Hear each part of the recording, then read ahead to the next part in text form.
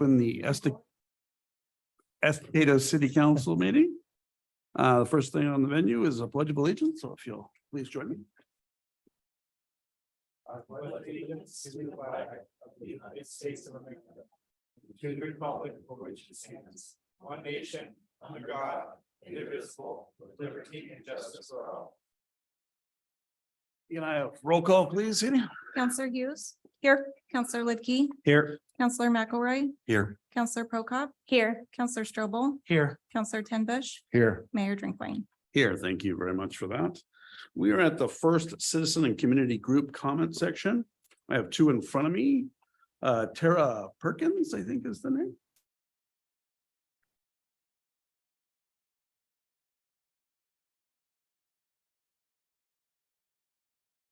Really opening the meeting, that's crazy. I'm going to read because I'm a terrible public speaker. My name is Tara. I live on Farmstead Road, and I'm here to talk about the sewage plant and the possibility it will be located on Farmstead in the industrial park. This is the second time I've been to the council to talk about this. The last time was in November of 2021. At the time, the council decided to pursue the Folsom location, and I received some kind and comforting words from Councilman Lidkey and the mayor.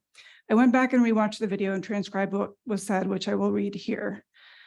Councilman Lidkey, we're going to make sure that there's lots of community input for the wastewater treatment plant. That's something we've been pushing for from the beginning, and I'm always about making sure that we get lots of community input on whatever project we're doing, especially something this large. And I think we're going to basically run every gamut that we have between open houses and community input sessions and surveys and everything else before we get to the point where we're going to make that decision on where. We're here to represent the people. I'm sorry if it takes longer to do that sometimes. Mayor Drinkwine, when I say Estacada, I mean all of Estacada. Where you live, where I live, it's all Estacada and we all get along. We try to make decisions based on all and not the few. So I just want you to know, I think about where you're at and what you'd be facing if there was a sewer plant there. And believe you me, we're going to make sure you're involved in that conversation. So I really appreciated that, Mayor and Councilman Lidkey. I also want to mention two of the City Council's current year goals that are listed on the website. Facilitate community interaction and communication, engage unincorporated Estacada. Considering all this, I was really surprised to hear offhand that the city is again looking strongly at Farmstead without notifying residents. Even the planning commission, which I'm on, has had no info about it. The reasoning is supposedly because staff can't get the county to look at their Folsom application until August, which a few more months on a 30-year project seems like peanuts, but whatever. When I spoke to the city manager and assistant city manager, I learned there is no planned public process whatsoever for making this decision. And I was asked what input I expected to have, as if the idea was absurd. Estacada is blessed with a super smart staff. I respect their work a ton. And I know this is one of dozens of difficult, unwinnable decisions they have to make each day, but this is something you can't shut people out of.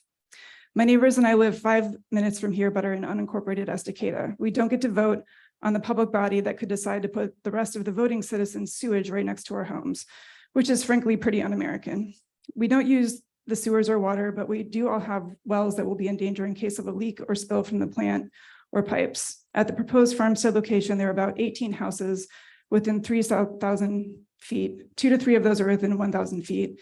And the 110 spot RV park, someone just invested a ton of money in, will be within 2,000 feet without the benefit of the surrounding forest like the current location has to help with smells or the noise, which will be significant.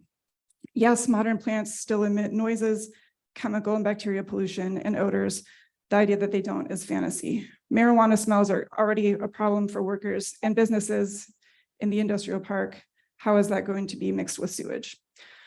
The Folsom spot, by comparison, has 4 to 5 homes within 3,000 feet, and the current plant may have 1 to 2 homes within 3,000 feet, I'm not positive, and is surrounded by a buffering forest. The decision will massively impact our lives, our health, and our property values. We matter as much as the people in the new subdivisions. Incorporated Estacada, we love you, but we don't want to live next to your poop. Thank you, Tara. All right, the next one I have. Rod, is it Rod? It's the Oregon Roadrunners Club. Oh, Oregon Roadrunner. Sorry about that. I gotcha. We're good. We're challenged. My name is Steve Wright. I'm president of Oregon Roadrunners Club. We're a 501c3 nonprofit, all volunteer organization that about 50 years ago started Portland Marathon and Hood to Coast, but because those two events became so big, we had to give them up. But one of the events that we've had in the last 25 years is Best Damn Run, which has been a 10K and now is a 10K half marathon that is coming to your neighborhood on September 9th. And one of the things that we found through the pandemic is that we should be partnering more with the communities than what we've had or what we've done. And in the past, we have partnered with the Chamber of Commerce, but what we're trying to do is to be a value-added partner service agency to the city, because we bring in 500 people into this community in this particular case on September 9th, and we would love to have your input and your suggestions with regards to how we can serve your community by bringing in these people that are running, but also looking for pleasures of life, which you do have here. And at this point, I'm going to give it over to Chris. Thank you, Steve. Yeah, I'm the VP of Race Operations for ORC. And the whole idea here is we want to connect with the community, see what Estacada has to offer in terms of ideas, so we can get that out to our running community and say, hey, you're coming to Best Damn Run, stay a while, have some pizza, go shopping, that kind of stuff. We're not going to be here on Harvest Weekend like we usually are, but we're going to be here, I think, the weekend before. So just be thinking about that. The idea here is just contact us. You can come through your admin there and just let us know things or ideas you'd like us to throw out to our runners. But again, wanting to connect with the community, say thank you for 20 years of great running out here, and we want to bring a bunch of folks out here and let them enjoy this city. Thank you for that. We appreciate it. Thank you. Okay, that's all the citizen community group comment I have. Do I have any online? Nope. No, okay. Moving right along, we are at the consent agenda. You've all had a chance to read it over. Are there any questions? No? Okay, can I have a motion on the floor, please? I move to approve the consent agenda. Second. I have a first and second. All those in favor say aye. Aye. All those opposed? Motion passes. Thank you for that. Okay, we are at department and committee reports. I will start off with Mike down there. Do you have anything? No? Anybody have anything tonight? Met with the library this past week. Just briefly, numbers continue to grow for them. People are coming out more and more. Everything's going up, I think, except for library fines, which I think is a good thing as well too. But they're starting off their summer series with one of their biggest events, Story Time. That's probably the biggest draw that they've got for the kids coming in. And having events each month for that. So Story Time's coming up. Then another biggie that they're doing this year is a job fair on June 22nd as well too, a Meet the Employer. All information is out there on their Facebook page. That's all I got for the library. All right, great. Joel, anything? Jerry?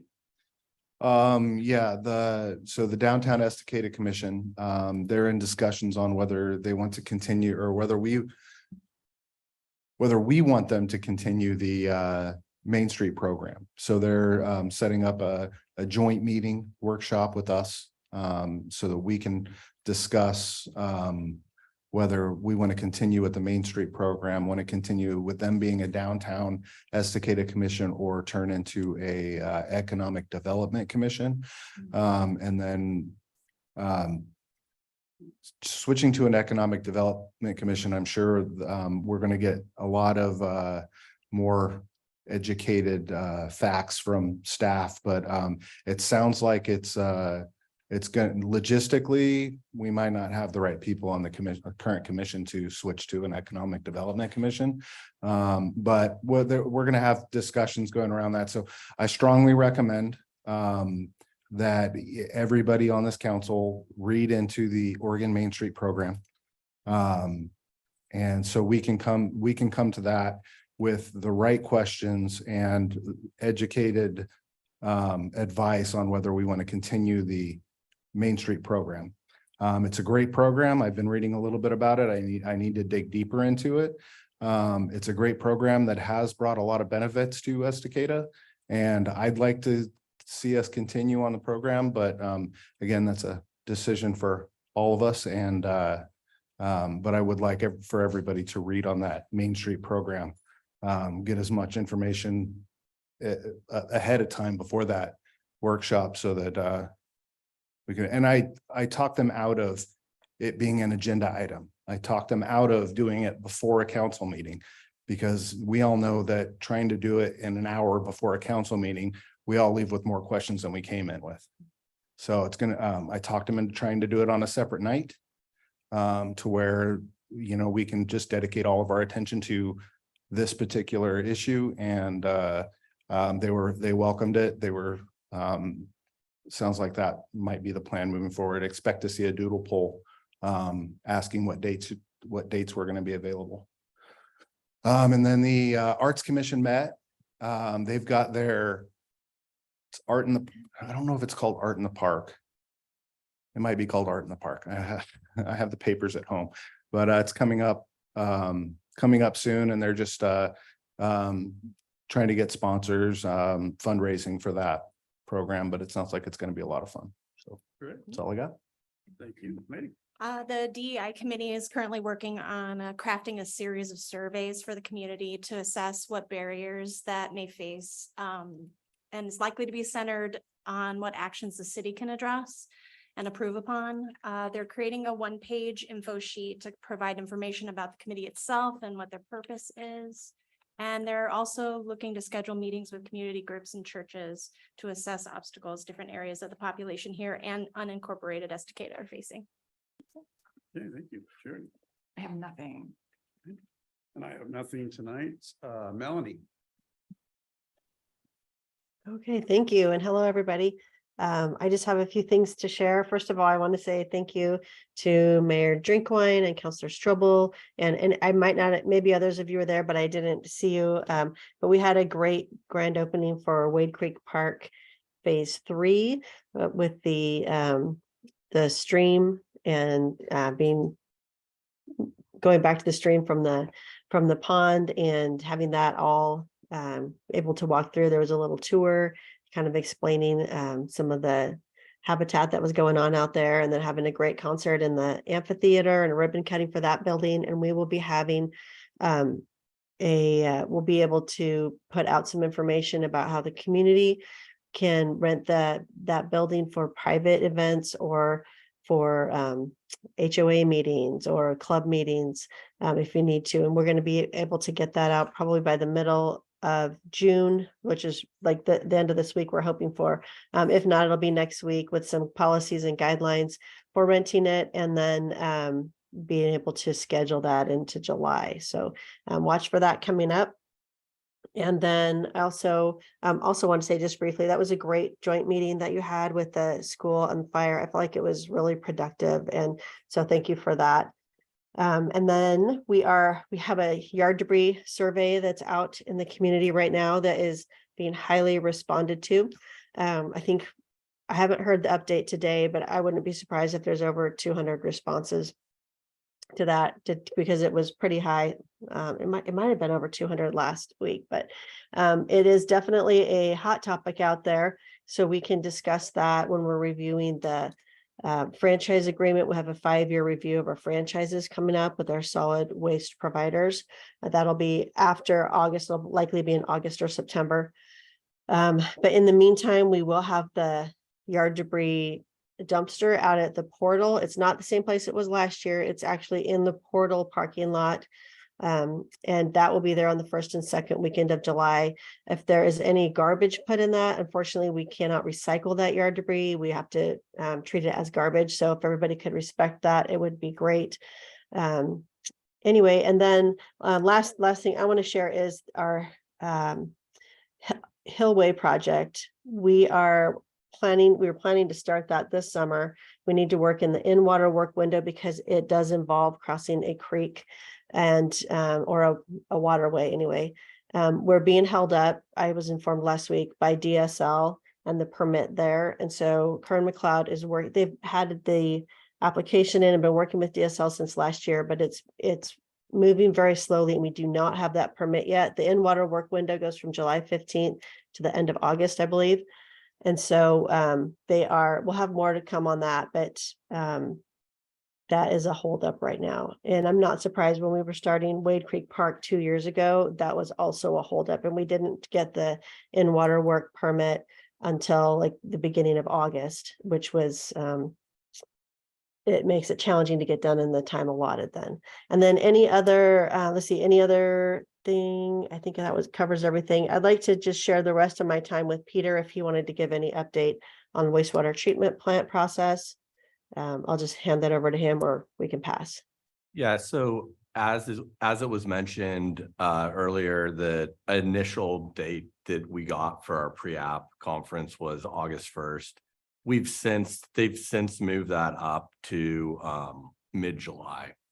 So we're hoping to get in there and have those conversations with the county staff and to gauge their willingness to go through a process and also to determine whether they continue to think we're required to get a goal exception or whether we can do it through just an expedited land use process. So to people that are concerned about this issue, and obviously we are trying really hard, but we are also constrained by time. So we need to get some answers from the county. And ultimately what we're looking at for the location that I think a lot of people want us to go to is we would need a land use designation from a timber to a farming type of designation. And then we would be able to take pipes across that. So you can take a pipe across an EFU as a conditional use, but you can't do it through forestry. And so that's kind of the problem we're having there that we're trying to sort out with the county. Okay. Thank you. Melanie, do you have anything else? That's all for tonight. Thank you. All right, thank you for that. Okay. We are moving out of the city council and into a public hearing. We're going to talk about state shared revenue, so I will read this. I will now open the public hearing to discuss proposed uses of state shared revenues funds from the city of Estacada. I will now ask staff to explain. Yeah, so this is the second public hearing we have to hold in order to receive those state shared revenues that we discussed during your budget hearing. So we just need to open it up to public comment and then we can close the public hearing and you guys will approve the resolution during council business. Okay. I don't have any questionnaires in front of me. Do you have any online or otherwise? No. Okay. All right. And now I will close the public hearing for state shared revenues. And I will open a fiscal year city budget in a public hearing. So let me read that script. Hold on. I will now open the public hearing to discuss the fiscal year 2023-2024 budget for the city of Estacada. Okay, so Melanie, this is you. So kind of fill us in on the budget. Okay, thank you. Yes, this budget that is being presented is a balanced budget. It was presented to the budget committee. They reviewed it, discussed it, and approved it. And so now it is coming to the city council for adoption through a resolution that will be during the council business. But it's the approved budget from the budget committee and being presented to you. If there's any questions, I can answer those. Okay. Are any questions on the council here? No? All right. No, we thank you for that. Now I will close the public hearing on the city budget. And I will open back up the regular city council. And then one more time, guys, I'm going to close the city council and open a public hearing about subdivision 2023-02-S tax lot 34E17 and 2900. Steve Locke is going to be the person involved in this one. So I need to recuse myself from that. And Okay. after speaking with the state ethics boards, I'm gonna step out of the room for that portion. of the all right, hearing. all right. Okay, I will now read the public hearing script. I will now close the city council meeting and open the public hearing on the development. Do any members of the council wish to abstain and declare ex parte? One has done so. The council will now hear the staff report on the proposal. So, All right, good evening all. I will present the planning commission report recommendation on file 2023-02-S, also known as the Lockmartin Industrial Subdivision. Next slide, please. Thanks. Okay, so this is the detail from the comp plan map. You can see that the site is entirely within the M1 or light industrial zone. And it also borders the city's western boundary, the urban growth boundary there, which is also Farmstead Road. Also borders several unincorporated properties to the south and to the west, and almost all of those are zoned RRFF5 in Clackamas County, or Rural Residential Farm and Forest 5 acre. Next slide, please. Thanks. Here's just zooming in a little bit to give you a closer look. There's Northwest Noble Drive to the north, and Park Avenue is stubbed to the east. All right, next slide. And here's an aerial view, which is fairly recent. You can see that the site is totally undeveloped as of right now. All right, next slide. And here is the preliminary site plan, and I printed out copies for each of you. You should have that for reference. And go to the next slide. So the site is just over 27 acres, and the applicant proposes creating 19 new lots and 2 public local streets. Street improvements will be required, built to city standards, of course, and that means sidewalks on all sides, a crosswalk across Martin Street at Park Ave, and also another crosswalk across Park Ave.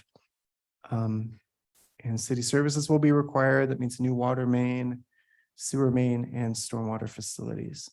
Okay, next. Thanks. Okay, and then the light industrial zone standards, go over those a little bit. There's no minimum lot sizes. The smallest lots in this application are just under 1 acre.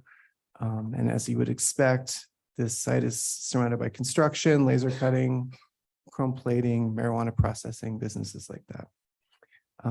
The site enjoys quick access to Highway 224 via Park Ave. And it's about 2 miles to downtown, which is about a 4-minute drive.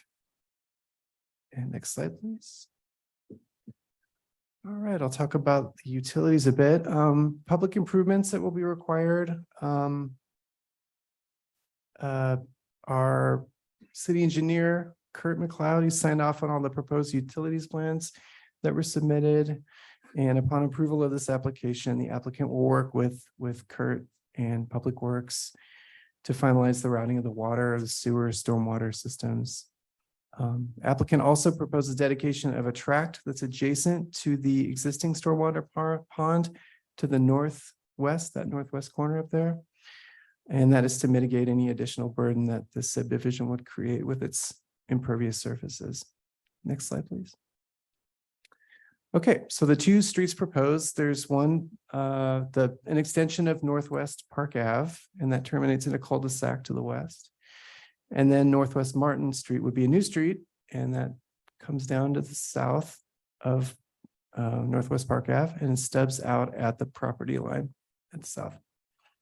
And these would be built to city standards for local streets with sidewalks on all sides, as I mentioned, and the crosswalks. I also want to note here that there was this small typo in the planning commission report. There's a condition 33 that it's a 60-foot right of way, not 60-foot curb to curb for that street standard. Also, staff had originally recommended that a 5-foot shared use path and a 10-foot easement be provided that would connect the cul-de-sac to southeast Farmstead Road. And the planning commission voted unanimously to remove that and require that the applicant install a fence along the entire western boundary. And that would be to limit public access between the industrial park and those residences down there. They also included a condition requiring a 6-foot chain link fence. And the applicant requested the addition of language to that condition 31, if you want to look at it. that would allow future owners of the lots that are adjacent to the fence to modify, remove, or replace their section of fence to suit their particular security needs. And the applicant will have a chance to provide more detailed information after this presentation. All right, next slide, please. Okay, so the applicant submitted a traffic impact study as required. And that study examined 3 intersections. That's Northwest Park Ave at Northwest Campus, Northwest Park Ave at Highway 224, and then Southeast River Mill Road and Highway 224. And what they found is that all 3 intersections are expected to fail to meet performance targets under the projected traffic conditions of 2026. They also found that upon completion of the extension of Northwest Martin Street south to River Mill, that's the dashed blue line there, and the construction of a new traffic signal at the intersection of 224 and River Mill, and that's intersection number 3 down at the bottom, that those 3 intersections would operate acceptably. And so since the intersection or the installation of a traffic signal at 224 and River Mill is a project that's currently included in the city's transportation system plan and SDC schedule, the city is committing to conducting a warrant analysis for a traffic signal or some kind of traffic mitigation roundabout, something at the intersection of Highway 224 and River Mill by the year 2026, followed by its installation if it is found warranted and permitted by ODOT. Okay, that was a mouthful. Next slide, please. Okay, so I'm going to go over some of the highlights of the conditions of approval. There were 47 included in Planning Commission's report recommendation. So there's public improvements to be provided as required by the municipal code. Like I said, that's water, sewer, stormwaters, and then it also includes street standards and lighting, public utilities, which will be undergrounded. And all improvements will need to be completed and or bonded for before plat is submitted for final approval. Driveways were not included in the preliminary plans that were submitted by the applicant, which is fine, but it meant that we weren't able to review the driveways, spacings and whatnot for code compliance. And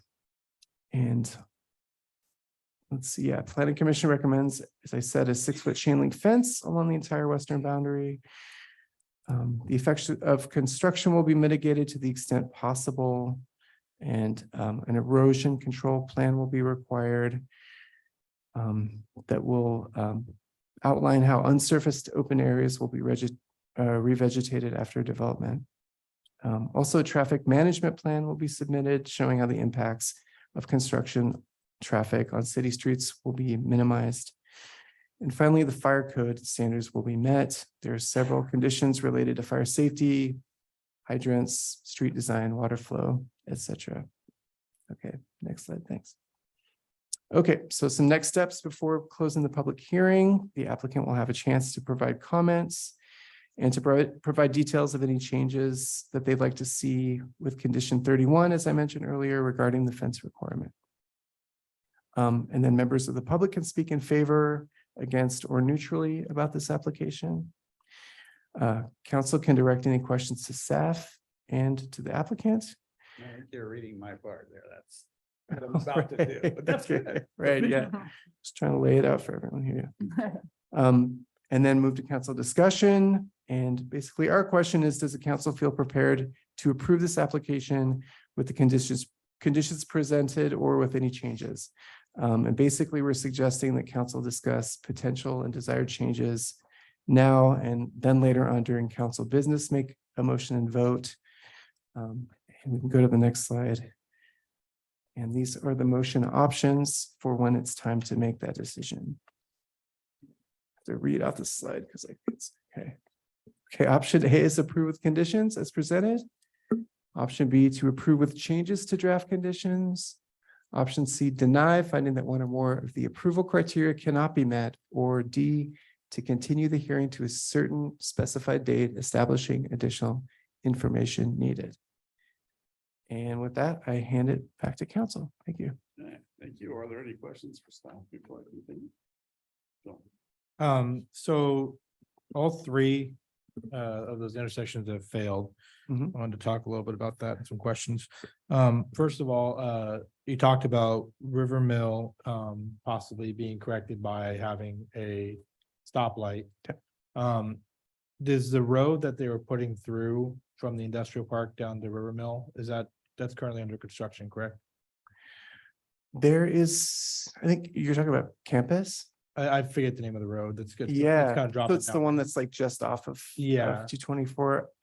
I drove out there a week or two ago and yes, like you can't connect from campus to River Mill yet. You can't, but is it under construction? Melanie looks like she's popping on for that. It looked like it was, I mean, it was blocked off. I can't say for sure if it was under construction. No. I Does don't think anyone- that is under construction at It's this. not, okay. Okay, is it planned to be under construction soon? Yeah, Melanie, do you know about that?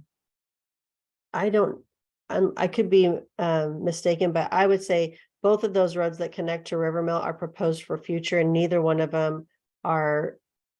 There's no timeline for them at the current date. Okay, I so don't- what? Yeah, I don't think they're gonna Okay, happen. They haven't applied to put roads through there at all yet. okay, so what's the plan for then? I think that's Park and 224 to deal with the failure there. Is there a plan at this point? I didn't hear one.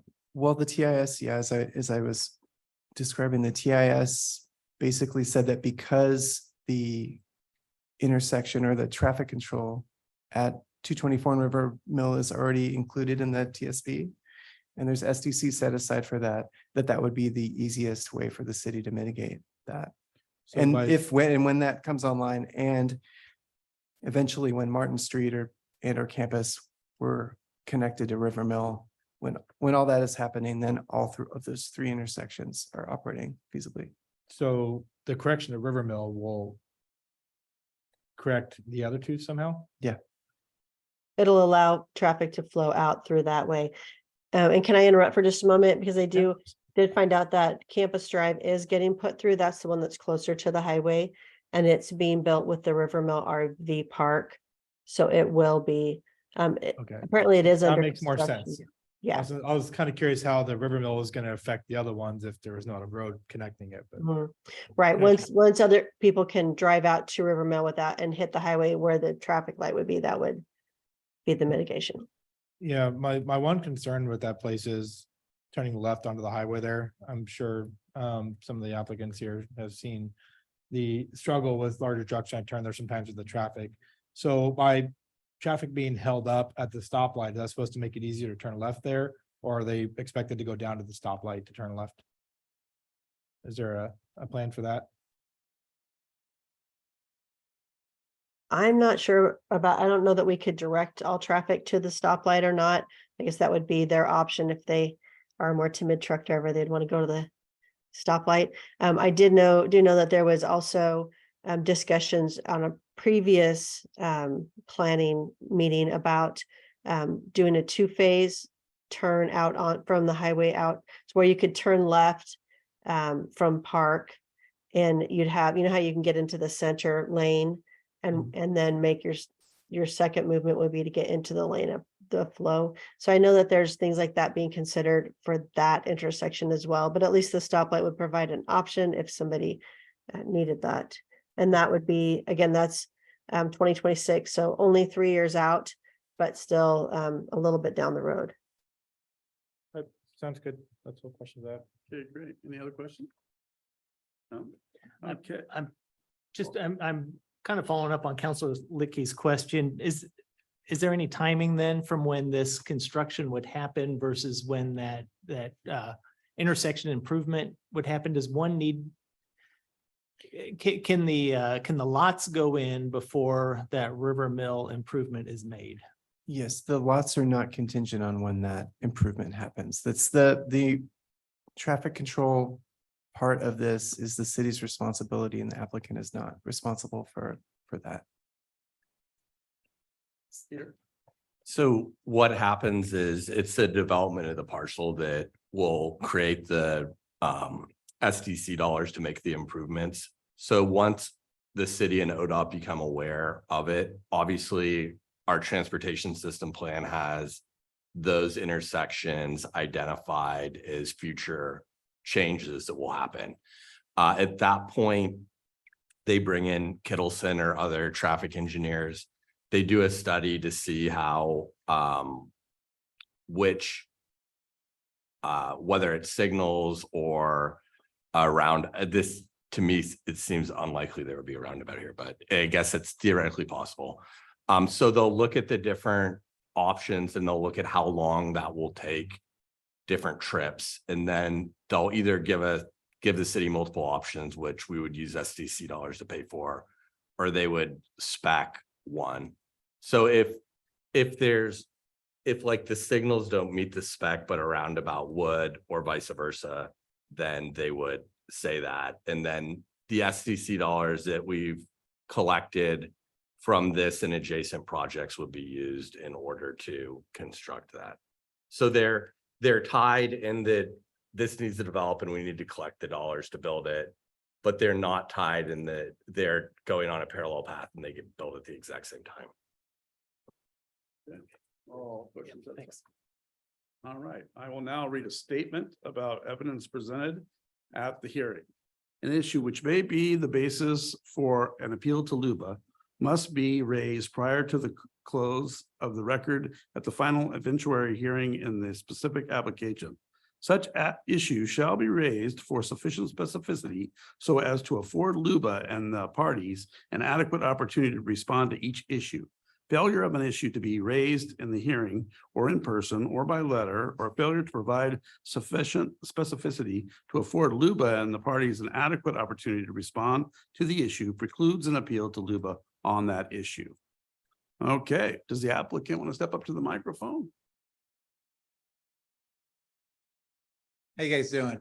How are you, All sir? right, doing good, sir. All right. All right, thank you all for hearing us and allowing us to present this project to the city of Estacada. As some of you might know, we have a company in Estacada, literally one lot from this development.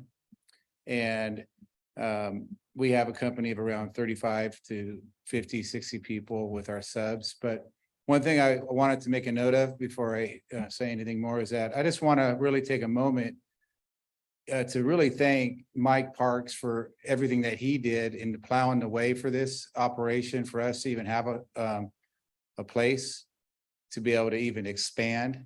And really running off his coattails of all the commitment he put into this. And I just really want to make sure that was recognized. So basically at this time, are you guys really asking for my input as far as any of the conditions?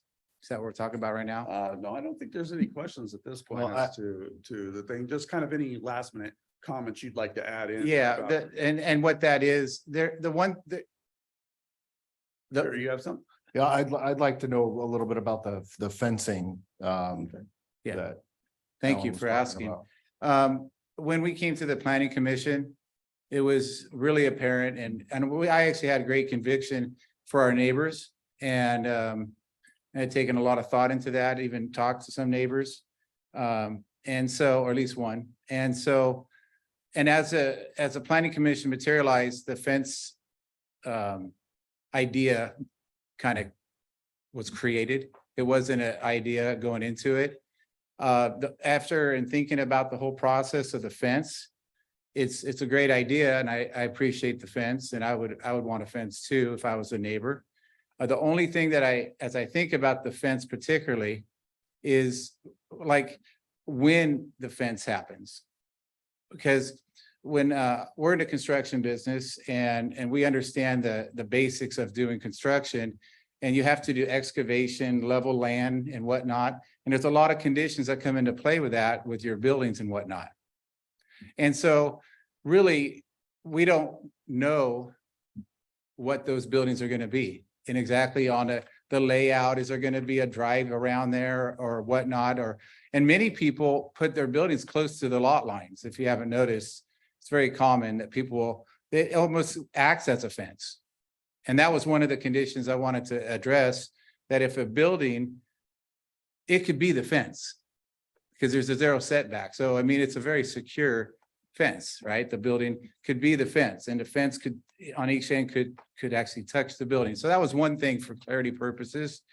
And the other issue I just wanted to bring up was with the condition of putting a fence in, if my thought would be is to have the person, when they build the property, be required to put the fence in. Because they're going to be developing the land. Otherwise, there's a high likelihood of having to just tear it all out. And it just seems like a big waste of money. And the person developing the property could put in a probably better fence to their standards for security purposes that will also meet the needs of the neighbors, that could be detailed in, you know, the chain link, 6 feet, made the slats or everything else. That's my thought. Put the minimums in there, but I believe it would be likely that they would exceed that when they would develop it. So that's the only clarity I wanted to bring, is that I believe in the fence, but I just believe the timing of it, and it's not to get out of doing it, but it's just a matter of why spend tens of thousands of dollars just for wasted, in my mind, when somebody's going to come in there, most likely, you know, I can't say exactly, but it could be just months. So that's what I got. All right. All right. Thank you very much. Any other questions before you leave? Oh, did that answer? Paul?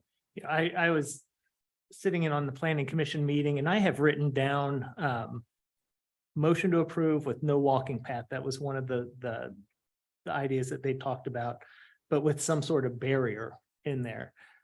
Is that what you recall as well too? Barrier and fence came up. The question was what kind of fence? And the main discussion round was the purpose was to provide a barrier is what it was. So I don't know, does that ring a bell? And do we feel like those buildings would provide a barrier then? Well, if they there were would. no fence? I believe that people would put they would put it there to maintain most capacity of usage in front. It got a little chaotic, you know, when it got into the pathway and the fence kind of surprised me, fence barrier, how it just kind of at the end of the meeting, it just kind of got put in there just to kind of make it go away, you know, okay, we put the fence in, you know, and we plan to do the fence. I mean, not me, but I believe in doing the fence to create the barrier. To me, it's just a matter of what makes the most sense. You know, if it was your money, you know, I mean, it's. So an idea, the point was to be a barrier for what? Is this a visual barrier or an entrance barrier? What's the purpose of the barrier? That's what was there identified for that? So as a proposed way to save money, but still, oh, good. If he has a. Yeah. Sorry, sir. Oh, I just wasn't sure if you had a comment to that or not. So, No, so as an idea, as a proposed way, and see if the council agrees, as a temporary barrier, so as to not add cost, which you have right about the fence, maybe use a natural barrier such as a berm or something, as you're going to be developing the land anyways. I'm sure you're going to have additional dirt. Push up a berm in the area, provides a natural barrier, and then if the development wants to, the land wants to add a fence or something in there, they can do that during that time, but it still provides a natural barrier, saving cost, providing a barrier of some sort, and then still allowing for development of the land later because they just remove the dirt. I think that sounds good. Is that good kind of compromise on that?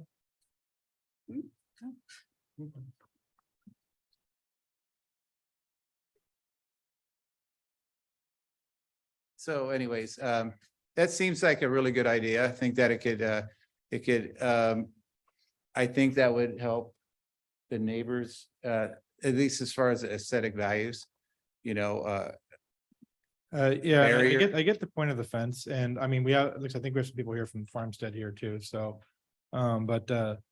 Yeah, I mean, I get the point, but I think it's a kind of a compromise in between as a temporary one until something's there.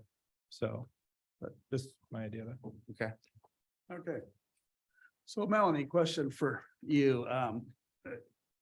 Where would we have to fit that in? If that's a decision we make, where would you like us to put that particular change in?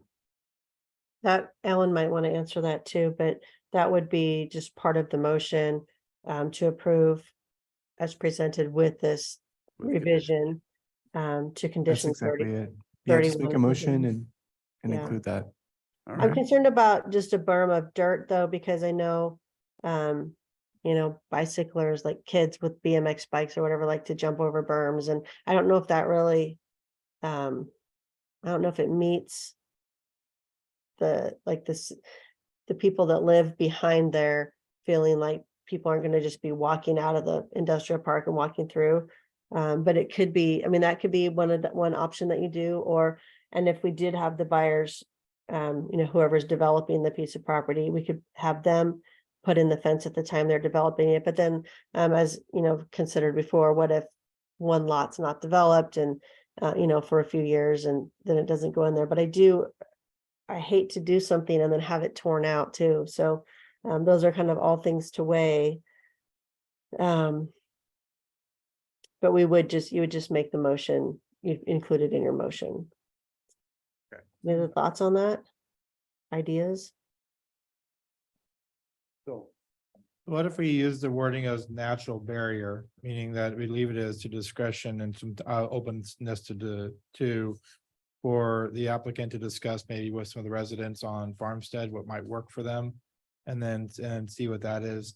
So, I mean, honestly, the main point of the barrier is for the residents on Farmstead. So if we leave it as a natural barrier or just a general barrier of option with the other natural, otherwise, they can discuss it with the Farmstead residents and then figure out what works for everybody.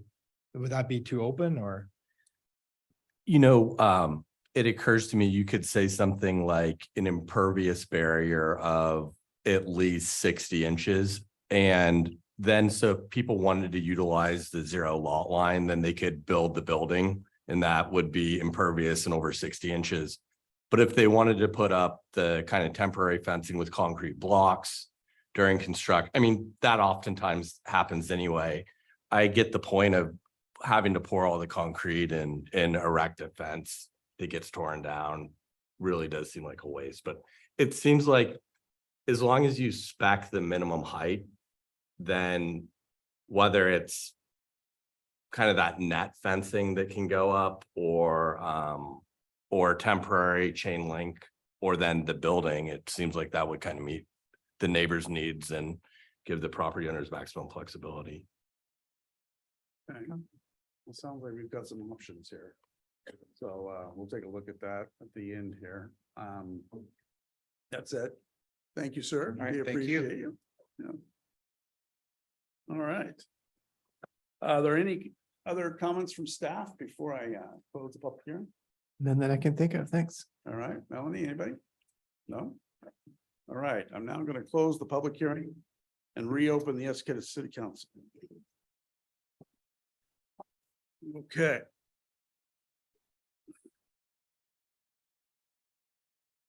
There were no comments from the public, right?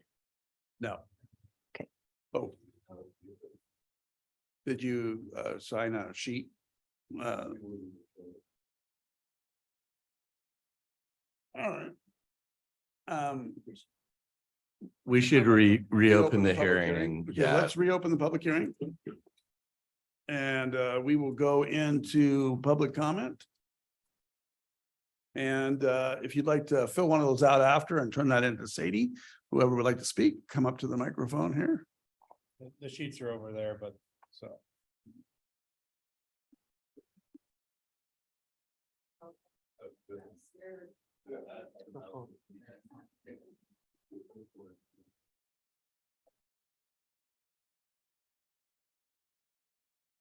Hi. Do we have to get a sheet first? Fill it out. and We'll turn it in. Oh, a after? minute. After, just. Okay, so we both live on Farmstead. I actually live right across from the property that you're discussing. I personally don't think we'd like to look at a berm. And kind of the purpose that all of us feel for a fence or a barrier of some sort is so that there's not people or public coming onto Farmstead and just disrupting us. I feel like there's already been that problem down at Noble. Because people can park on Noble and they constantly come in onto private property where they're not supposed to be, and they also go down into the quarry. So I just feel like if there's not a barrier, it's just another place for people to come in. And the quarry doesn't want anybody down there because it's a liability for them. It's private property. And they have a huge problem. They have a problem with theft.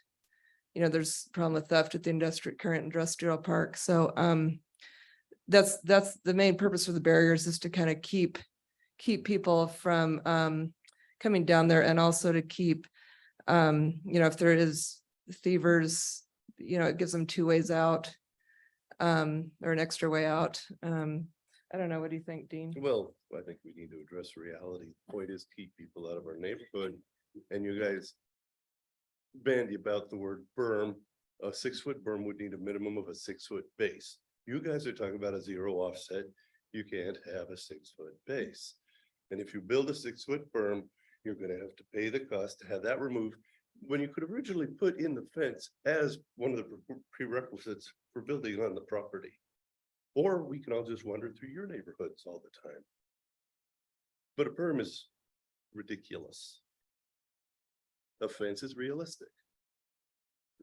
And I mean, I personally, however it ends up, I don't know how you feel, Dean. I don't know how I personally feel that it would matter exactly when the fence or whatever it was building went up, as long as it was there and as long as it was secure and people couldn't go, around the ends or in between, or, it needs to be, I mean, like Noble, people even drive through that, even though there's that fence there, they actually drive through there. It's enough space for a vehicle. And that's been a real problem. So I don't want it to, we've seen that problem down there. And so, we just don't want to create more problem. Right. Yeah, we just would like to keep our privacy and our safety. But also I'd like, a little reality. Berm is not feasible. And anybody with one leg and a bad eye can cross a berm.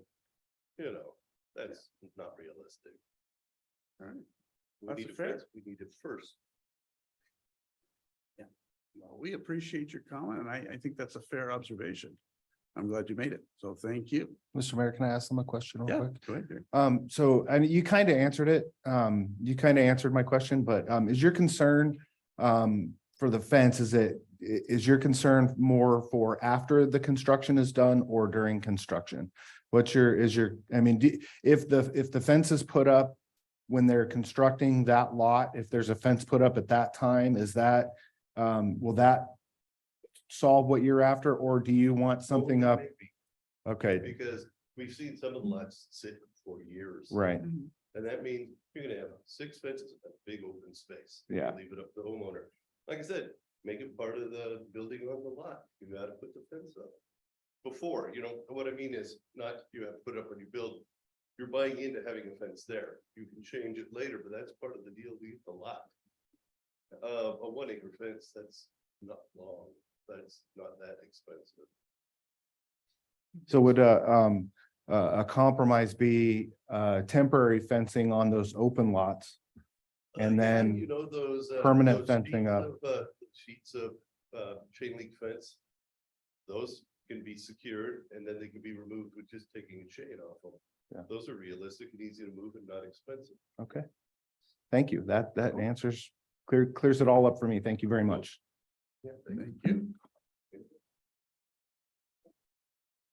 Okay. Are there any more public comment that needs to be made in the audience? No? All right. Well, we gotta have you on the mic for the record.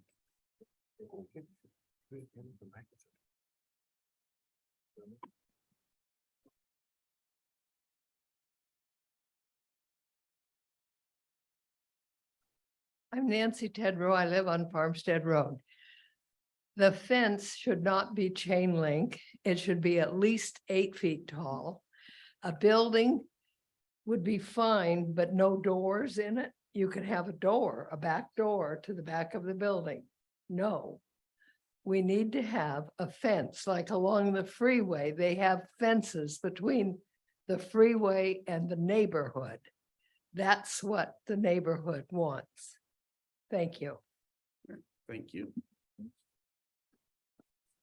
All right, is that the last of the comments? I'll close the commenting period and close the public hearing and reopen the city council.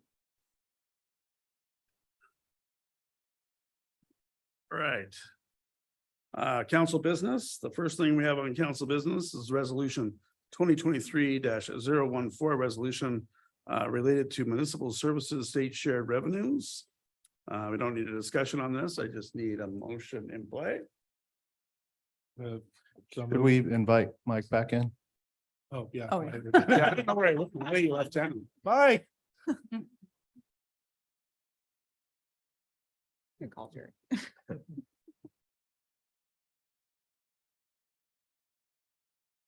Well, we have to for the discussion portion of this. No, I don't think so. Just, okay. Good question. Okay, I will move to approve resolution 2023-014, a resolution relating to municipal services state shared revenues. okay, I have a motion on the floor. Do I have a Second. second? First and second, all those in favor say aye. Aye. Okay. The motion passes. Thank you. Resolution 2023-019, a resolution adopting the budget, making appropriations, imposing the tax, and categorizing the taxes for the 2023 and 24 city budget. So moved. Okay, I've got. Second. first And a second. All those in favor say aye. Aye. All those opposed? Motion passes. Okay, now we're at the subdivision. 2023-02 S tax lot 34E 17 and 2900. Steve Locke. A motion to approve is what we need on the floor, but if there's going to be conditions, we need to add that as well. And you've got them back up on the screen. So. I've been thinking about this, and they clarified a lot for me with that last, or not the last comment, but the previous comment. So I'm going to make a motion. If you guys agree with it, then great. If not, I'm completely up to discussing this more and getting it hammered out so that we're right. But so I move to approve subdivision 2023-02 S tax lot 34E 17 2900 Steve Locke with the condition of permanent fence at the time of construction and then temporary fencing on empty lots. And 6 feet tall, is that what? 6 foot tall is what is in the condition right now. Okay, 6 foot tall, permanent fence at time of construction. And all empty lots need to have temporary fencing of at least 6 feet tall. And until construction is done. So that's my motion. Okay, you've heard the motion on the floor. If I could clarify, when you say all lots, do you mean all lots that are adjacent to Farmstead? or- Yes. Okay. Yeah. So not all 19 lots, just want to make sure. Okay, you've heard the motion on the floor. Can I get a second? I have a question. And this maybe you can answer. It's something I was thinking about as far as the safety issue, and it may just fit right in with your proposal, but the lighting in that area, and I know that lighting is a huge deterrent. So what I didn't scan this hard enough to look at the lighting conditions, but is there we can put some lighting along that Farmstead fence line or no? I'm just thinking of safety deterrence. I guess that's a big. Right. Yeah, Yeah, light pollution is a big yeah. thing, so. So just kind of clarify what his motion was. Yeah. So during construction, there's a temporary fence. But upon build out of the lot, they have to construct a permanent fence. Yes. 6 foot. 6 foot. I think for sake of discussion, we should have another motion and then discussion, right? Or Well, the this second. one has to Motion, fail. Discussion and then, So it has to either. be continued out. Yeah, you have to Whether discuss you it want to do motion. another one or not, it just doesn't. So if there's no second, then my motion. Yeah, I'm fails. just taking a minute to think about that in my head, so. Again, can I have a second? All right, And I'll second. okay, I've got a second on the floor. Let's do a roll call on this. Well, now we would just do do discussion, discussion. right? We We would- were in discussion before. I thought it was first, second, and then And then discussion. discuss. Yeah. It's first discuss and then the second. Mhm. We already discussed, so we're out of that. Now it can either die on the floor and be redone or. So is that right? We're calling for a vote now. You guys can discuss the motion that was made and then we can call for a vote. All right. If there's more discussion on the actual motion. Okay, Paul, so you want to add to it or is there something else? No, I'm fine with the idea. I think it meets the intent of what we're looking for here. Okay. And I would hope that, permanent fencing, once they got to that point, the permanent fencing, I know we put in the stipulation that it has to be 6 feet tall, but I would hope that some of those, businesses that are going in there are going to take a little bit more into the security of their business and they're going to do more than just 6-foot fence, hopefully. We can require that the temporary fencing be 6 feet, permanent fencing be 8 feet if you wanted to. That's also an option, but. Cause that'd be on it. Well, that would be, Minimum of- Minimum of 6 feet. so. All right, but we're just continuing on with this motion. Yeah. So if there's no more discussion. I guess the question I would have as well too, is we're thinking about this. It was mentioned that there could be 0 lot line buildings as well too. Would that serve as the barrier or the fence in itself, or would we need to? I specify? think honestly, the fence needs to stay as an easier, because it gets complicated trying to connect fences. I know that Steve made a good argument for that, but I think the build outs, it's not gonna affect Steve directly. It's gonna fill out the person building out the lot anyways, but I think honestly, a fence should stay as a permanent object, even if the building is 0 lot line or not. Because she made a good argument. They put an X out the back that's gonna potentially be what they're concerned about. So I think what I'm trying to do is I'm trying to find a compromise where it's a fair, basically, a good deal is when nobody's happy. That's how you find a good compromise. And so everybody gives a little bit. And so they're concerned about safety. He's concerned about basically wasting cost and resources. I understand that.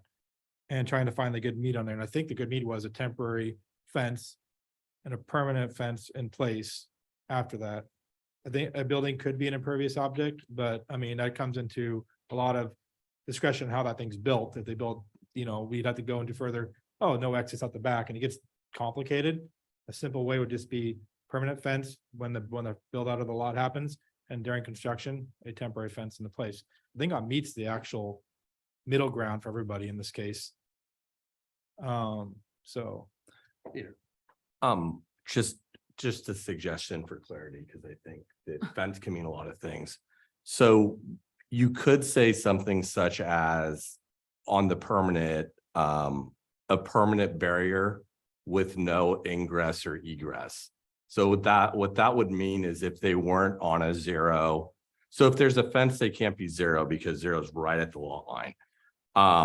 But I understand what the neighbors said is they really don't want people walking out of the buildings onto. And so if there was no ingress or egress, what that would practically mean is no fence gate or no door. So if the barrier were the building, because it was built at 0, then they wouldn't be able to have A back door. right.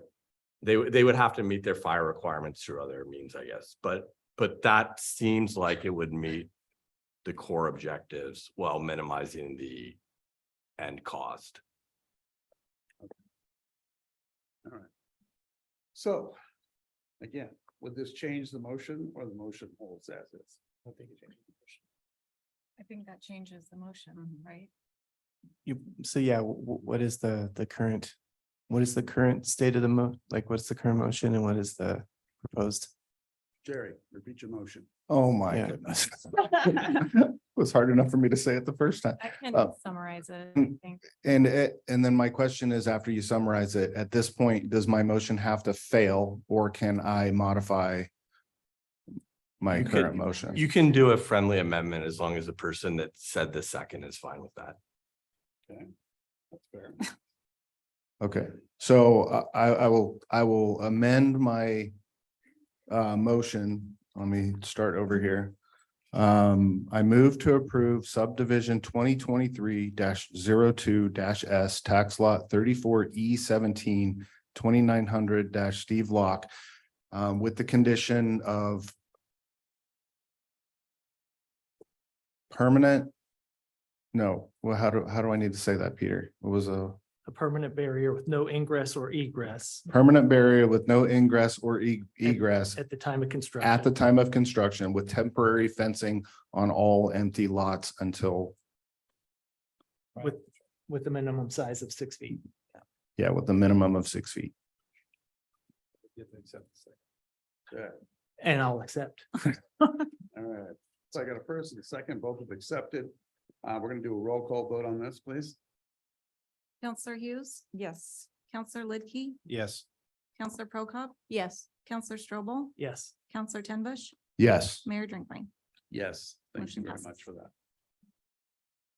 Okay, and I hope that satisfies your issues with the back doors and the whole thing, and I hope we didn't offend you in any way or make it harder on you. So we'll try to keep it in line. I understand the privacy. I understand where you live and keeping that atmosphere. I get it totally. I'm for you. So know that. And it's hard when everything's building up around you. I see it every day and it's harder and harder to keep things separated, but we appreciate you tonight. So thank you. I have a question, Mr. Mayor, before we move on. Yes, Jerry. Did I need to include only on Farmstead Road or is that? So what you were doing was modifying the condition in the application, so that condition already had Farmstead Road, so I think it was fine. And I think the record But I reflects. can't have them read it one more time. Yeah, we specified it was just for those three. I think Steve almost brought there for a minute. All right, moving on. We are at the last thing on the list here, ordinance 2023-005, an ordinance amending the city of Estacada's municipal code, creating title 8, a chapter 8.40 camping activities on city-owned public property for those experiencing homelessness. So I'm gonna hand this over to you, Peter. Yeah, so just a brief summary for people that have been following this issue or not following this issue. There was a case a number of years ago called Martin versus City of Boise, which got a lot of press. And there were not a lot of homeless individuals in Boise. I think it was around 30, but there were shelters that were open to some, but not others. And so the homeless individuals, and there was no camping on city property. So the homeless individuals challenged that law, and they basically said that by not allowing homeless people to sleep on city property, that you were penalizing the condition of being homeless because all people need to sleep. And so in what is a really confusing opinion that I think the panel really struggled with that decided this, and when I say panel, we're talking the Ninth Circuit Court of Appeals. They said you can essentially prohibit people from camping on public property if there's enough shelter beds so that everyone can sleep in a shelter bed. So if there had been like 50 shelter beds that didn't have any conditions on them and you had like 30 homeless individuals, then you could cite the ones that were sleeping on the street for sleeping on the street and require them to go to a shelter. But if you didn't have enough shelter beds, then you couldn't do that. And some of the shelters in Boise had conditions on them, like they would only let people in that were clean and sober. So for someone that wasn't clean or sober, then they weren't eligible to use that shelter. And so the opinion left a lot of unanswered questions, like, is it just the city of Boise, or can you look at surrounding areas? Which seemed reasonable because usually it's like the urban center that has the services and suburban locations might not. But again, all of those were left unanswered. A lot of us that have studied this issue expected it to go up to the United States Supreme Court, but it didn't. So then 2 years ago, the Oregon legislature passed a bill that the sponsor of it was the then Speaker of the House, now Governor Kotek. And it said, based on the Boise opinion, that cities had 2 years to do a camping ordinance, but it could have reasonable time, place, and manner restrictions, but it didn't say what was reasonable. And then in September 28th of last year, there was another federal Ninth Circuit Court of Appeals case that came out, which is now called Johnson v. City of Grants Pass.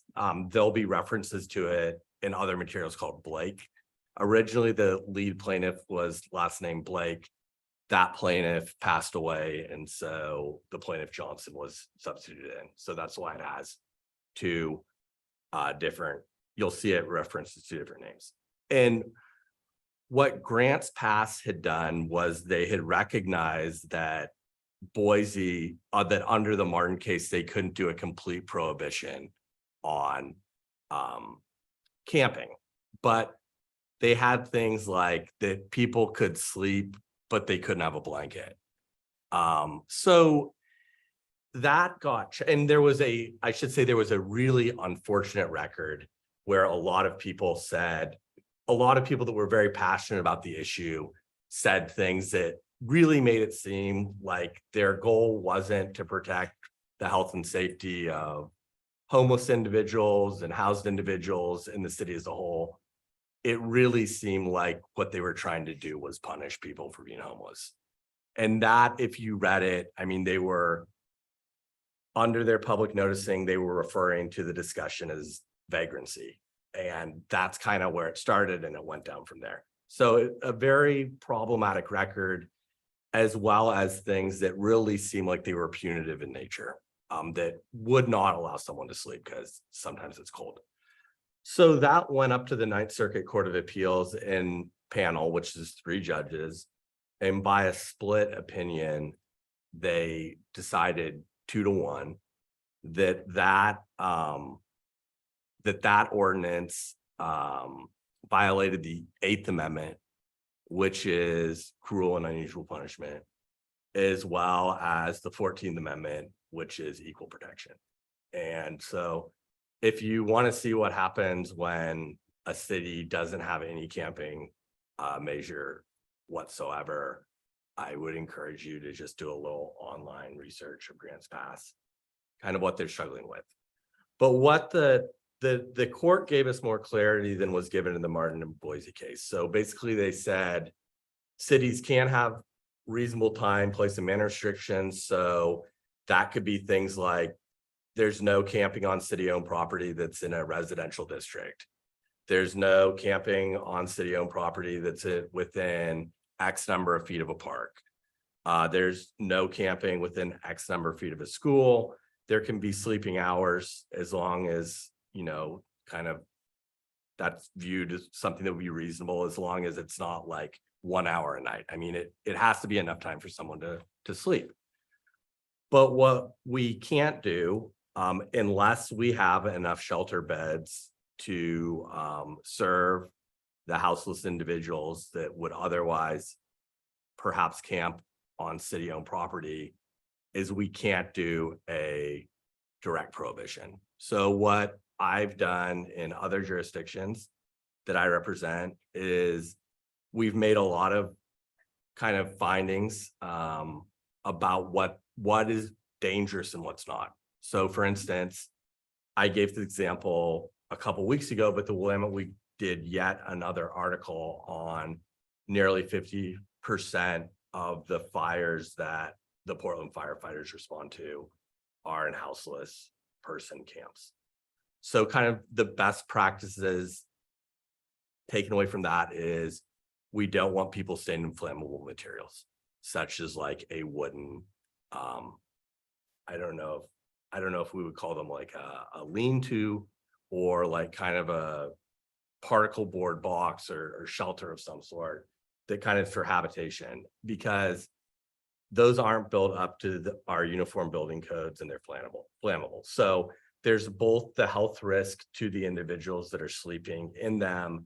And there's also the risk then that if we want to require people that are building a structure on private property to follow the uniform building codes, we have a selective enforcement issue potentially, because we're cities that allow other people to build wooden structures to habitate in on city-owned property are not enforcing the same uniform building code. And I think there's an argument to be made that, well, we know it's not safe, but then really the message that the city's sending is that the value of one person's life is greater than the other because they're requiring some people to live in safe, I'll call it dwellings, and other people not. With other cities that I've represented, we banned open flames of all sorts. So propane,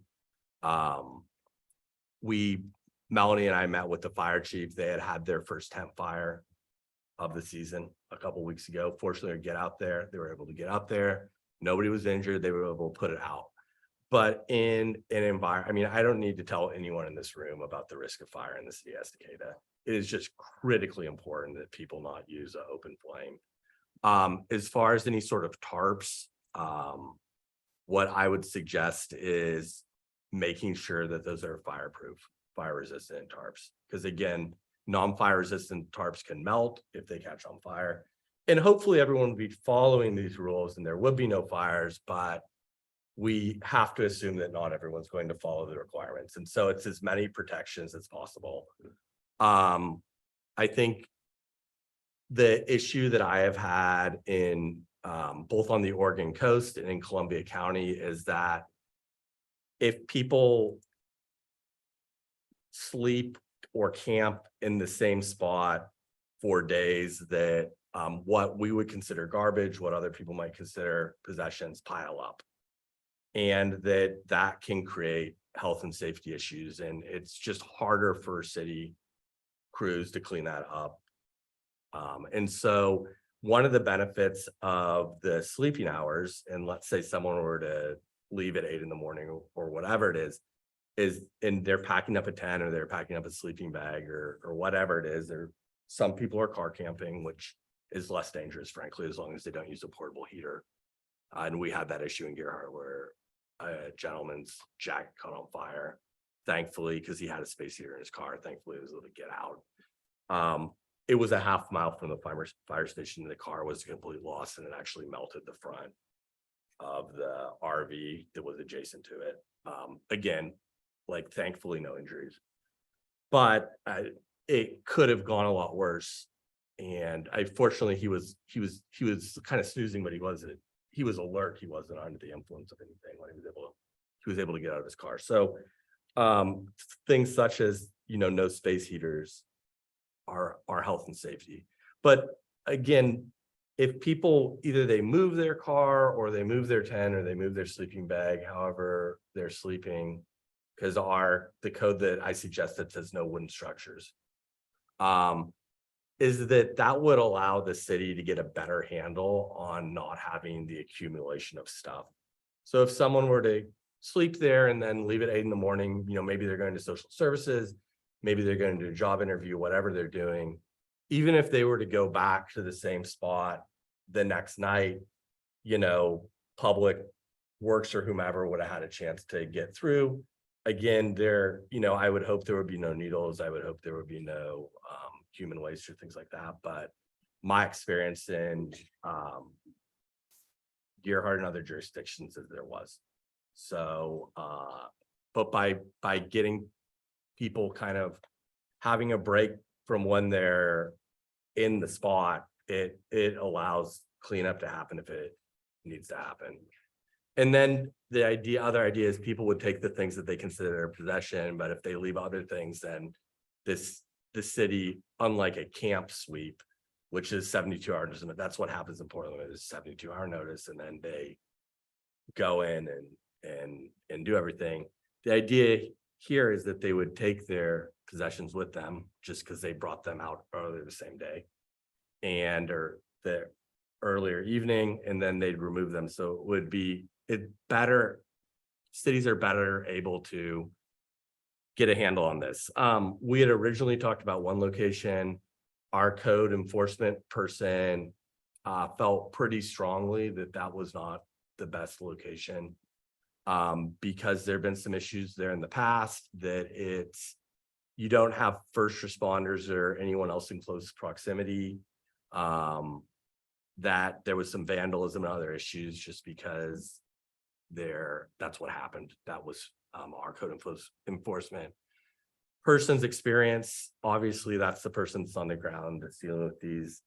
They suggested the parking lot in front of the fire station, again, with limited hours. So when people arrived to work, the people that had camped overnight would have already left, and there would be the people would be able to park. That was her recommendation. So I wanted to bring that in front of you. Melanie and I looked at kind of her concerns. They seem pretty valid. So this is a difficult issue for a lot of communities to deal with. And, you know, the way that I've tried to draft this is it's based on public health and safety.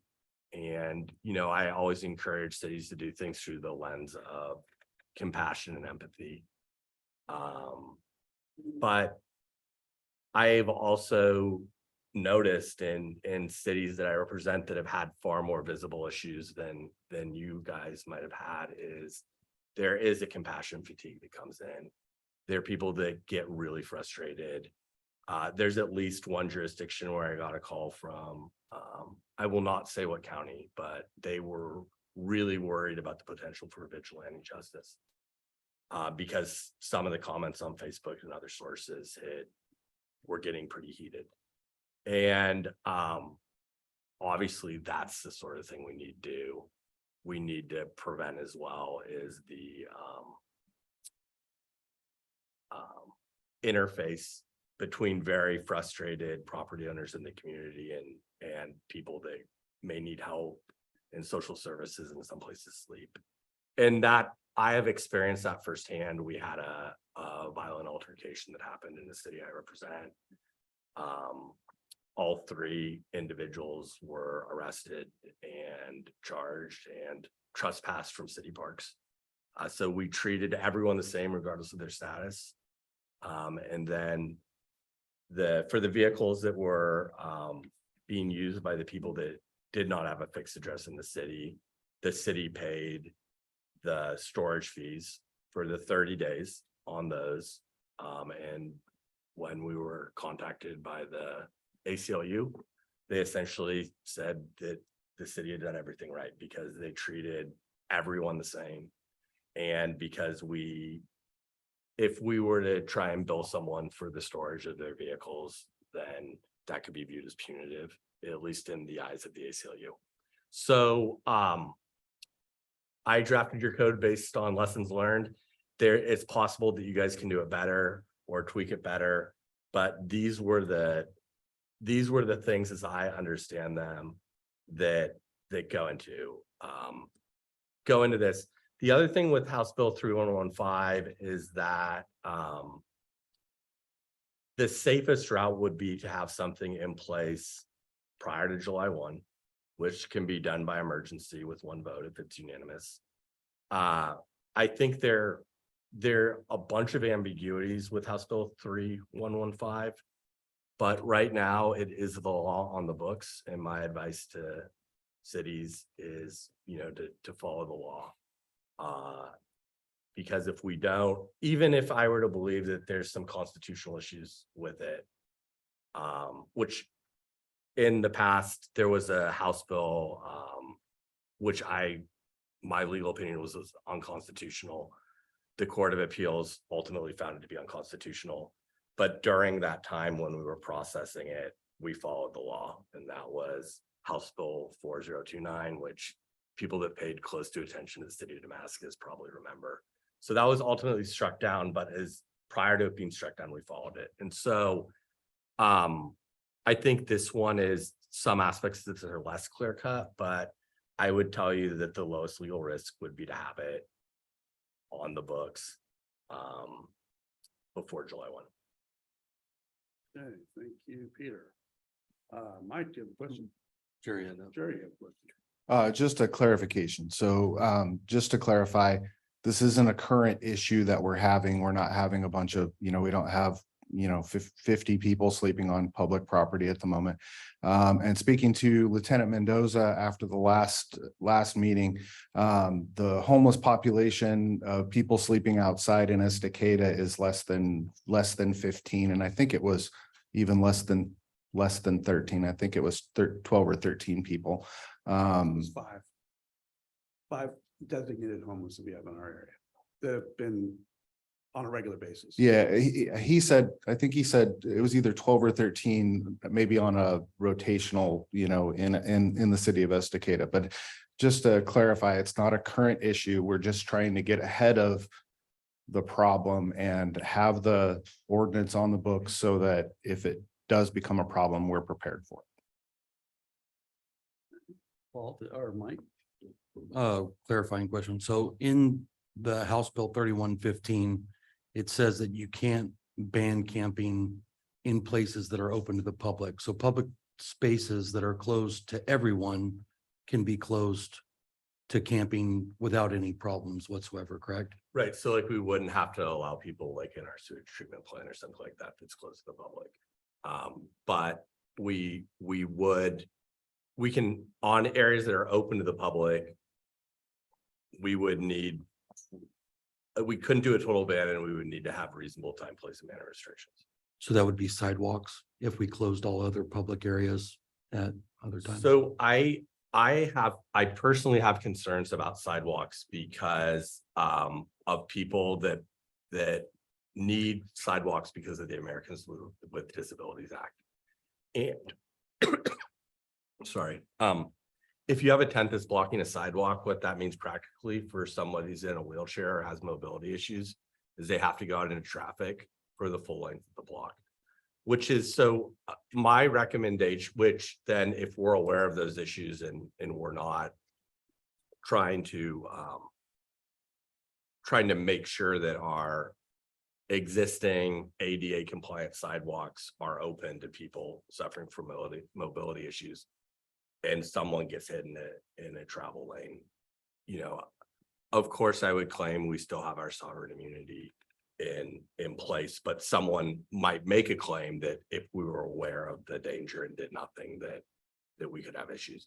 So I recommend a impervious surface, maybe a parking lot, and if that can be cordoned off with cones or what have you, so that you don't have cars driving into it during that sleeping hour.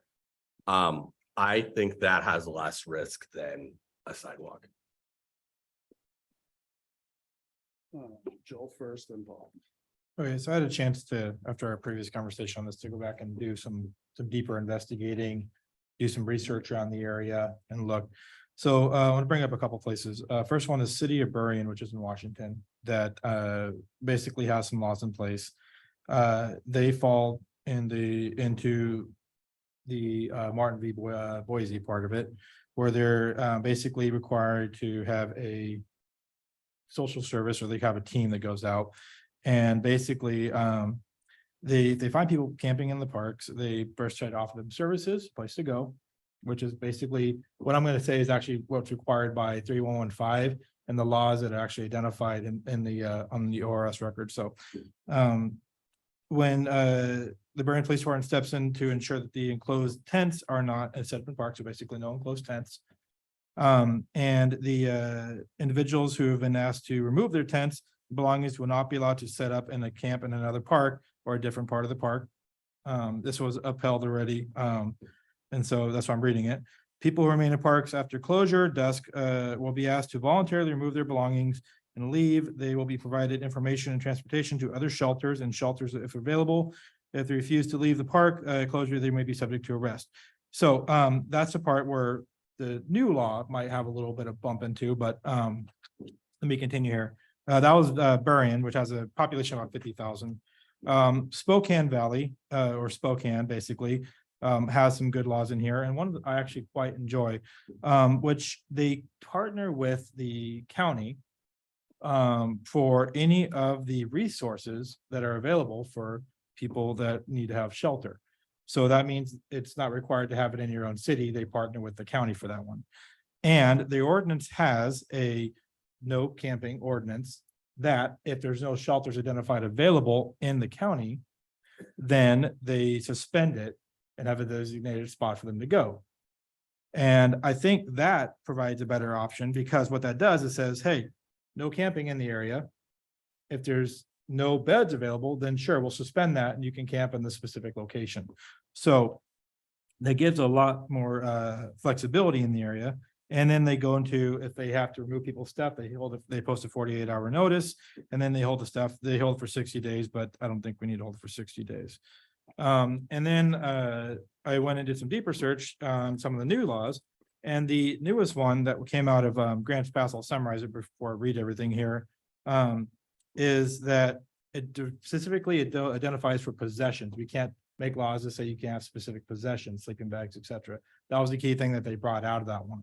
Martin v. Boise is the key foundational case that everything's built off of here, which it says in there, the court characterized its decision in Martin as narrow, cautioning it that in no dictates to the city that it must provide sufficient shelter for the homeless or allow anyone who wishes to sit, lie, or sleep on the streets at any time or any place. That's what it says. The court further allowed that an ordinance prohibiting sitting, lying, or sleeping outside of particular times or in particular locations might be well constitutionally permissible, as well as an ordinance barring the obstruction of public right-of-ways or the erection of certain structures.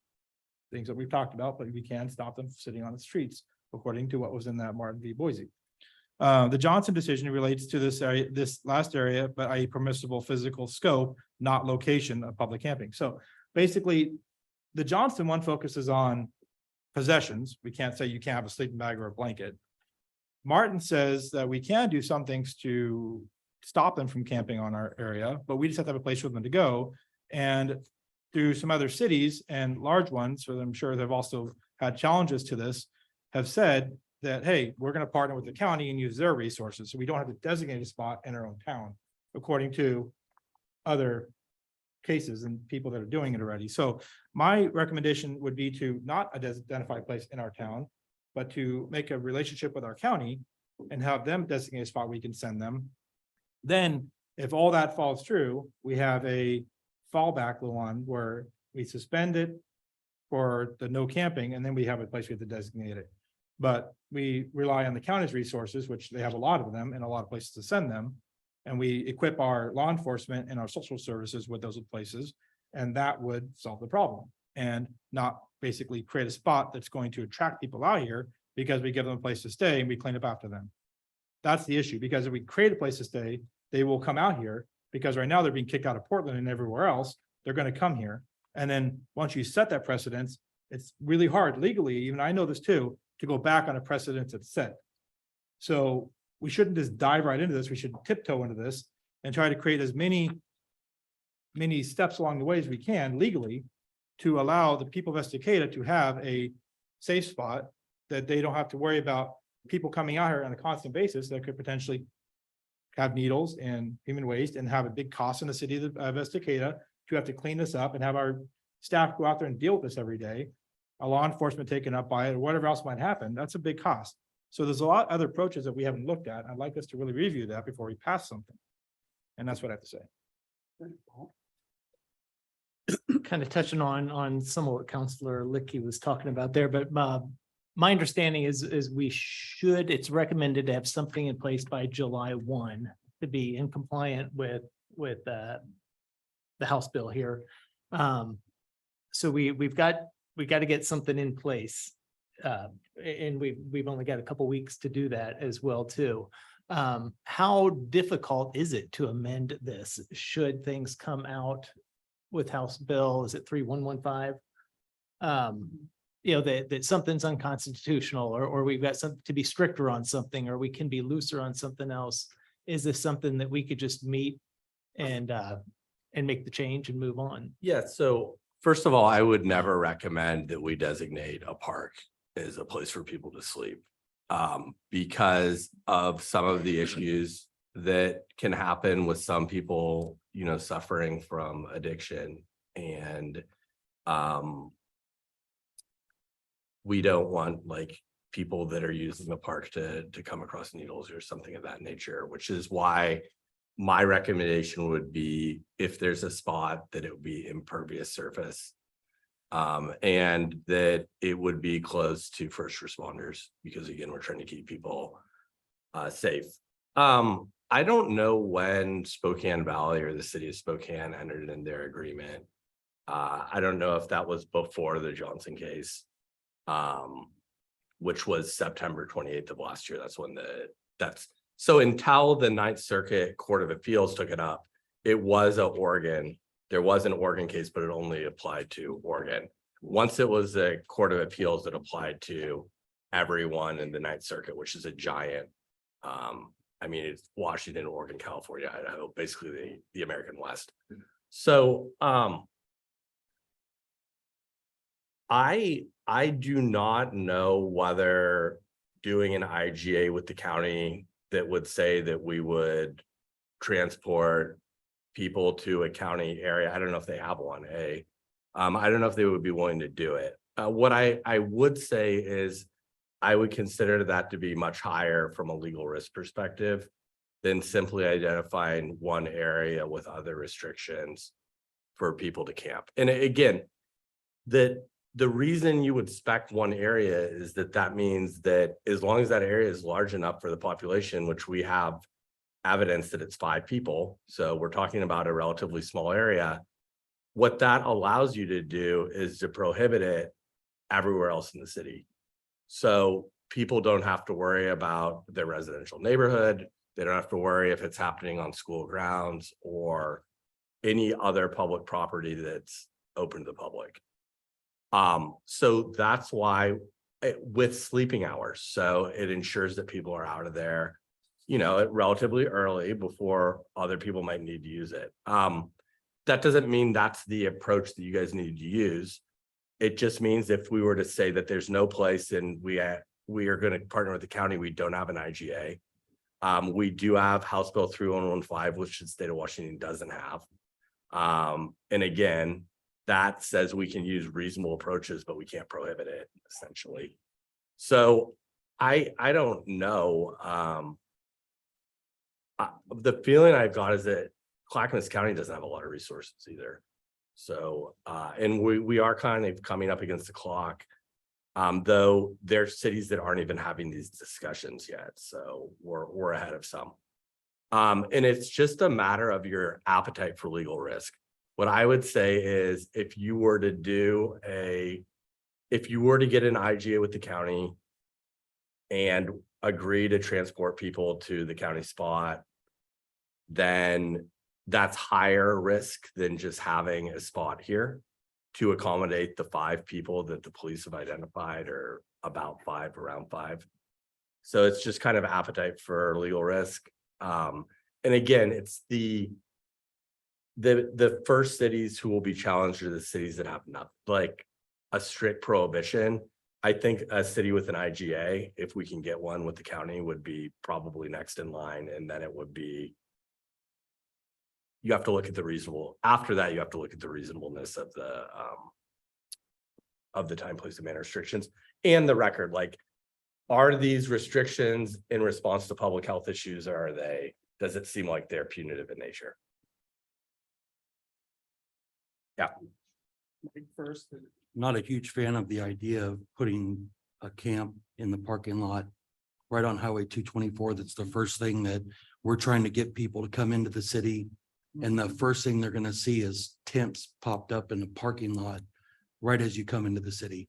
That's what everyone is disgusted with. That's where the lack of compassion is in other areas, is that it's right out in front of everyone. The kids are seeing it going to school and everything else. I think that's a horrible idea from the start. I like Joel's idea of putting people that are in that position that need resources. I don't think it's very compassionate to give them a piece of asphalt. I think that putting them in touch with resources where beds are available, where social services are available is a lot more compassionate than giving them a piece of asphalt to sleep on for 6 or 8 hours. If we can, I'd be available for another meeting. I think we have another meeting before the first, to have some time to see if we can get an IGA with the county, see what the resources are. If there are shelter beds available, there would be a resource for that agreement. I think that's the way to go. And then having an emergency backup plan in place for a location if those beds become full. I don't think they're going to run out of the resources for the other social services that are available for them, but there's no services out here and they're not going to be anything that, and I don't think anyone's concerned with the 5 current residents. It's putting a place where you're allowing it. And then when people aren't allowed to stay other places, as that population grows and not being able to restrict it, yeah, it's fine for 5 people, but what happens when 40 people show up and 60 and 80 and 100?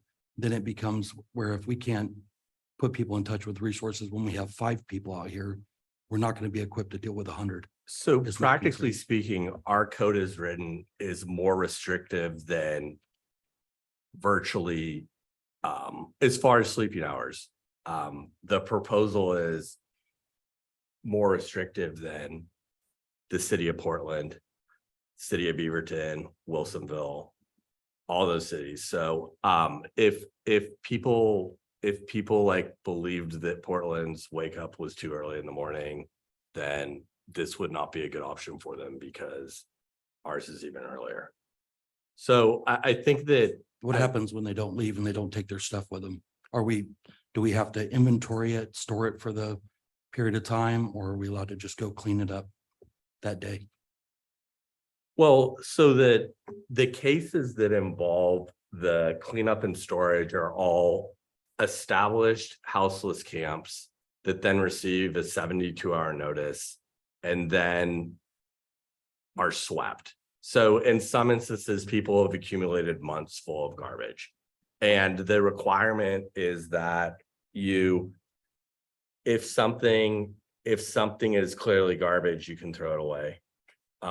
If it's like someone's art or something, then we have to store it for the 30-day period and make it available to them. So it depends on what it is. But the hope with sleeping hours, where if people are pitching a tent or if they're sleeping in their car, however they're doing it. And I think several of the people here are car camping, but would be that there isn't the accumulation of garbage. Now, that doesn't mean they couldn't just bring a bunch of stuff and like dump it. That could happen. But our hope would be that we would minimize that because they would have to carry it in order to, and then not pack it out. Sure. First of all, Peter, I really appreciate all the work that you've done in drafting this up. I know you've put a lot of work and a lot of thought into it, and I really appreciate everything you've done and really trying to be as restrictive as possible because I know you know the city. With that said, I'm very much in agreement with Mike and with Counselor Lickey. I would really like to see what resources the county would have. I know Vet Village Clackamas County has an area. I know that I'm just speaking for veterans, but my concern is not only the homelessness, my concern is also cleanup, huge fentanyl issues, huge. And what might look like a piece of garbage could be laced with fentanyl, and it's happened and people have gotten into it. So I just have major concerns with this. I have major concerns with it being on the highway.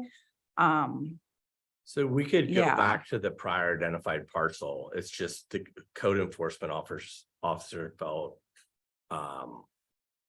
pretty strongly. And so what my advice to Melanie is, while we bring council both options, I explain what the code enforcement officer said and see what they think. I don't have a list of exhaustive resources that the county provides. I know that there's a facility in Malala. I know that there are a bunch of people, because I've been contacted by the city of Molalla, that facility is full. That other cities bring people to that facility that aren't able to utilize it, and those people are in. People often stay then in Molalla. So I don't know if there are sufficient shelter beds in Clackamas County to deal with the total number of homeless. My guess is there aren't. But we could have that conversation with the county administrator and see if they would be willing to do an IGA. Okay, Joel, keep it short. This is the last time, and then I'm gonna speak on this. First of all, the IGA can, they specifically said it had to be our county, it could be a county, just so you know. But I want to clarify some things with House Bill 3115. The only things that are going to be required to be done by then, but according to this, July 1st, there's a very first section of House 3115 says, as used in this section, city or county law, in quotes, does not include policies developed pursuant to ORS 203.077 or 203.079, which have been renumbered to ORS 195, which basically deals with the, I'm not going to go through and read all this, but there's a real simple basis to this. One, if we want to remove a homeless camp, we got to give them at least a 48-hour notice. Two, we have to store the stuff for 30 days. Three, we have to make sure that they are given connection to a social service like DHS or a nonprofit that deals with that, so that they can try to get housed in there. Okay. And then after that 30 days is stored up, we have to have a good idea for them to, we have to let them know where they can come get their stuff if they want to come get it within that 30 days. That's all those ordinances say we have to do. It doesn't say we have to do more than that. That's what's required by July 1st, is something that says that. So we can limit our ordinances down to requiring those items, and we've met requirements according to what the ordinances are, and they're pretty clear. It doesn't say a whole lot to it. And that's all that whole law says. And so that's what we have to have in place by then. You do that, we're good to go. The rest of it is all stuff we can discuss, go back and forth, and then add to. If we throw it all in there now, it is so much harder to back that out if it's already there, because you set a precedent, and a precedent in the legal system is what they use for basis to argue with. There's a precedent set. So they've already doing this. We have, why did they pull it back? How's that affected it? It's a lot to argue that. So let's start slow. Let's get the things that says we have to do by July 1st, which is very simple. If you guys want to read it yourself, it's ORS 195.5, etc. It kind of goes into there. You can read it. That's what we have to do. That's what we need to have set. The rest we can argue and discuss after that. But that's just my thing on it. So thank you, Mayor. Okay. I've heard everybody, you all have valid points. But I'm going to come to you with my opinion on this whole thing, because I've listened to it all. I've seen it all. I've watched Portland get destroyed. They were compassionate. They opened up areas. They brought in porta potties. They brought in people to feed everybody. They brought in people to clothe everybody, to find resources for everybody. And yet, Portland is destroyed as a whole. Its businesses will never come back. So asking a small rural community like our own, that we all live and raise our kids in, to accept the same issues and think that it's going to be okay, it's not. We all know that. So permitting that would be a disgrace. All right. We're not even addressing the drug problem. I walk Lakeshore twice a week, and sometimes I take a counselor with me. I find needles all over the place. I find them in camps all along the river. And we try to clean it up, and we talk to the city. I've talked to the city manager about it underneath our bridge that crosses over the 211 by our water plant. Okay, there's been fires there and needles there. Up by our school, the high school, on Cemetery Road, there's a group of trees to the one side. I've walked in there because I've had complaints. Sure enough, there's needles, fires, everything else. And now the state seems to think that we should take on the responsibility of allowing all this in here and saying, okay, we'll take care of you here. We'll give you what you want, and say that's okay. I'm sorry. As your mayor, I'll take the risk. I can't ask you to do the same, but I will, because I don't believe in it. So that said, I've let you in on my opinion of this whole thing. I think we're about there to where we can actually go to a vote. Could I say something prior to the vote? Because I want to read what House Bill 31115 says. And I'm looking at section 1, sub 2. So as Councilor Lickley pointed out, there were policies developed under 2 other statutes, including the notice. If there's a permanent campsite, which we don't have one of those, and you want to sweep it, which you can do via notice, if your police change their police procedures to allow it. So the police have to change their procedures to allow the sweep. You have to provide 72 hours notice. You have to bring the social service agencies in, and then you can sweep it. That's not what we're talking about. Though it would be it's a really good idea to do those, although our hope would be there's never an established campsite. So under 2, any city or county law that regulates the acts of sitting, lying, sleeping, or keeping warm and dry outdoors on public property that is open to the public must be objectively reasonable as to time, place, and manner with regards to people experiencing homelessness. 3, it is an affirmative defense to a charge of violating a city or county law described in subsection 2 of this section that the law is not objectively reasonable. 4, a person experiencing homelessness may bring suit for injunctive or declaratory relief to challenge the objective reasonableness of a city or county law described in subsection 2 of this section. The action must be brought in the circuit court of the county that enacted the law or of the county in which the city that enacted the law is located. For purposes of subsections 2 and 3 of this section, reasonableness shall be determined based on the totality of circumstances, including but not limited to the impact of the law on persons experiencing homelessness. Any suit brought pursuant to subsection 4 of this action, the court in its discretion may award reasonable attorney's fees to a prevailing plaintiff if the plaintiff, so by plaintiff, that means the person challenging our code, not us, not the reasonable city doing our reasonable code, just the plaintiffs. If the plaintiff A was not seeking to vindicate an interest unique to the plaintiff and at least 90 days before the action was filed, provided a written notice to the governing body of the city or county that enacted the law being challenged of an intent to bring the action, notice provided the governing body with actual notice of the basis upon which the plaintiff intends to challenge the law. And then nothing in this section creates a private right of action for monetary damages for any person. So then if you look at section 2, so that's when this becomes operative. Section 1 of the 2021 Act becomes operative July 1, 2023. So as far as statutory construction goes, they start by saying what policies are not part of this. And those are the ones that are cited by Councilor Lickley, 203.077 and 203.079, which if you Google them, you will find that they were renumbered. Though they're the renumbered versions, which I think it's 195.530. I would have to double check. Anything 500 and beyond kind of has it all. Yeah, I would want to double check. I don't know that I can recall them just from memory, but yeah, they're right there. And then this is separate. So this is the it defines what keeping warm and dry means. And then it covers what public property is. And then it covers what we can regulate and can't regulate. And saying that it has to be objectively reasonable. So I get what all of you are saying. I completely understand.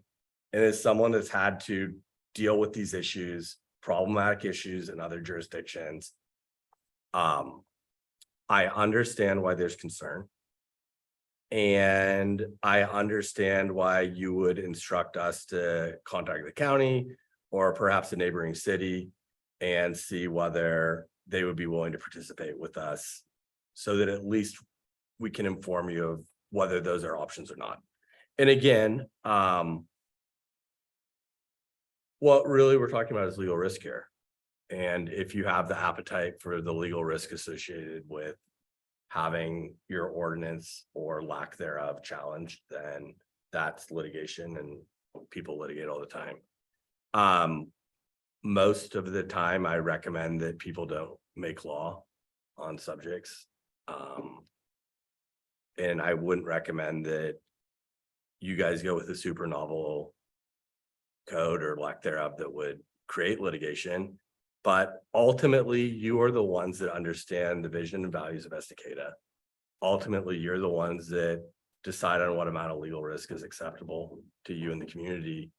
And whatever you decide, obviously, we're going to defend it.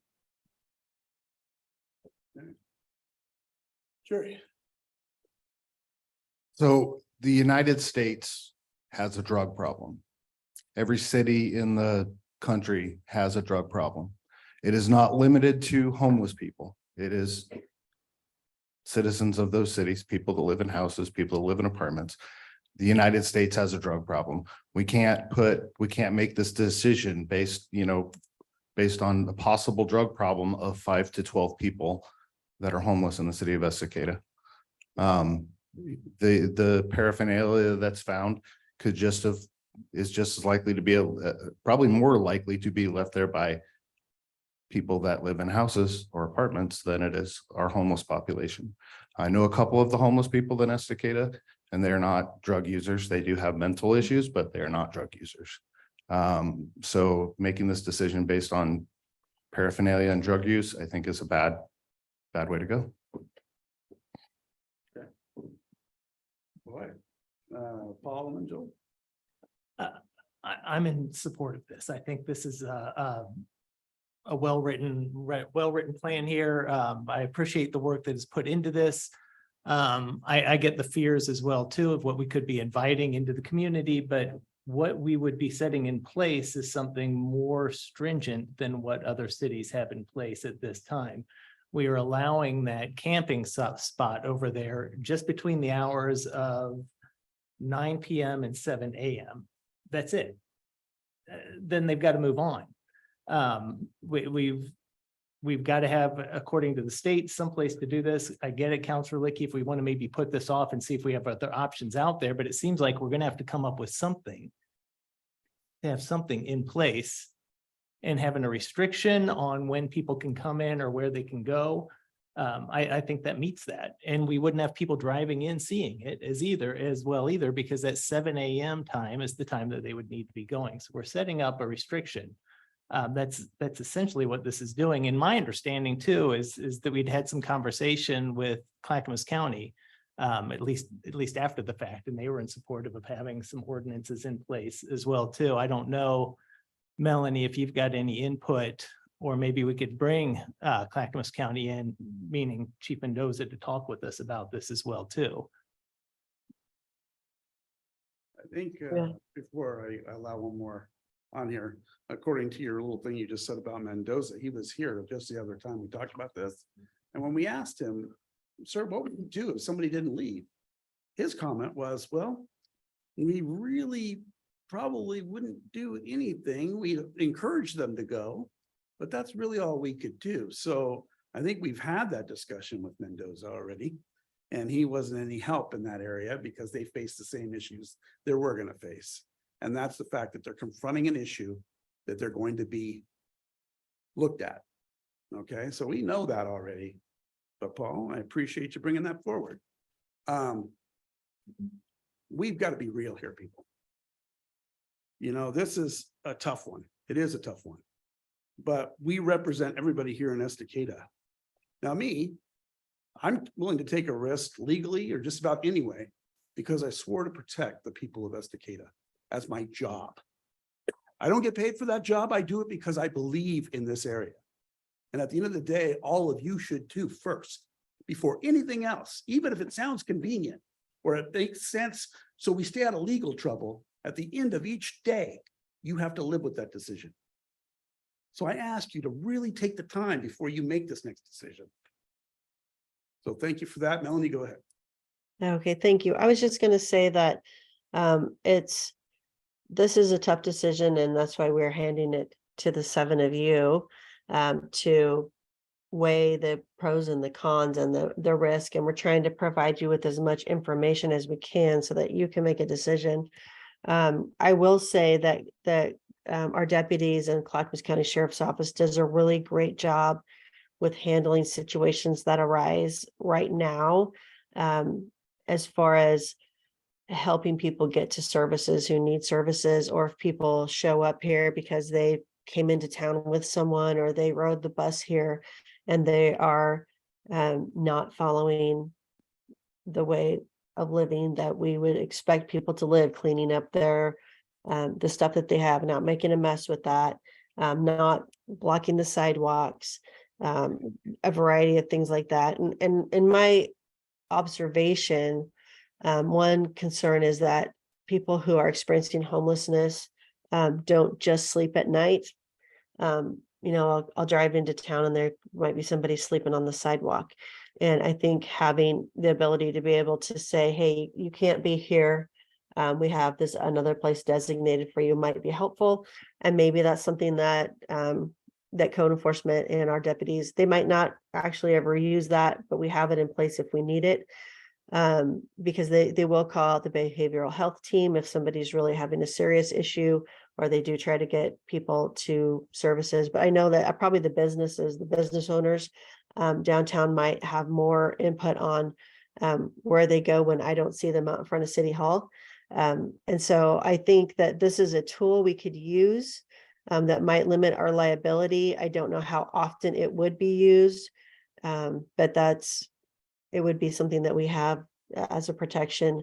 But that would be, and if you want to wait till the next meeting and ponder it some more, we could do that. But that's why we're handing it to you to make the tough decision. I know it's not an easy one. I know it's not an easy topic to discuss, and it can be so disturbing that some people can't even discuss it. And so I appreciate you taking the time to really mold this and consider what the best option is for health and safety of everyone. And for the, like, as Peter said, you know, you represent the vision and values of our community.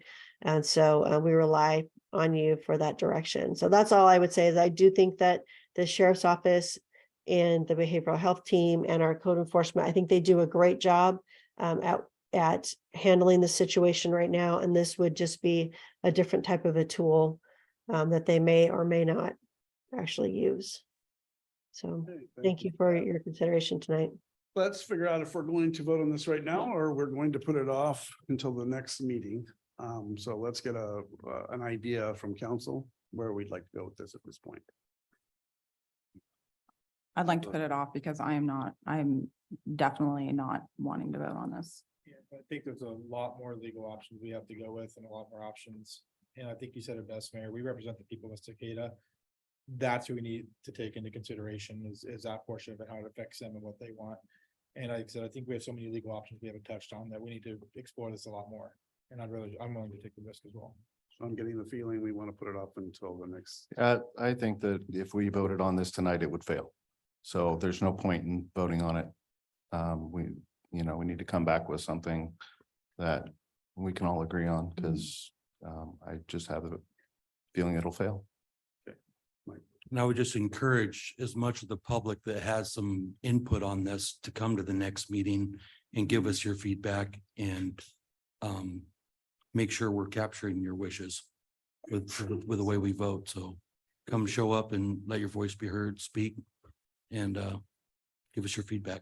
Yeah, appreciate that, Mike. I would also encourage people to do a little bit of research on current conditions in Grants Pass, because that's what happens if a city doesn't have an ordinance, because their ordinance was held to be unconstitutional and they don't have one.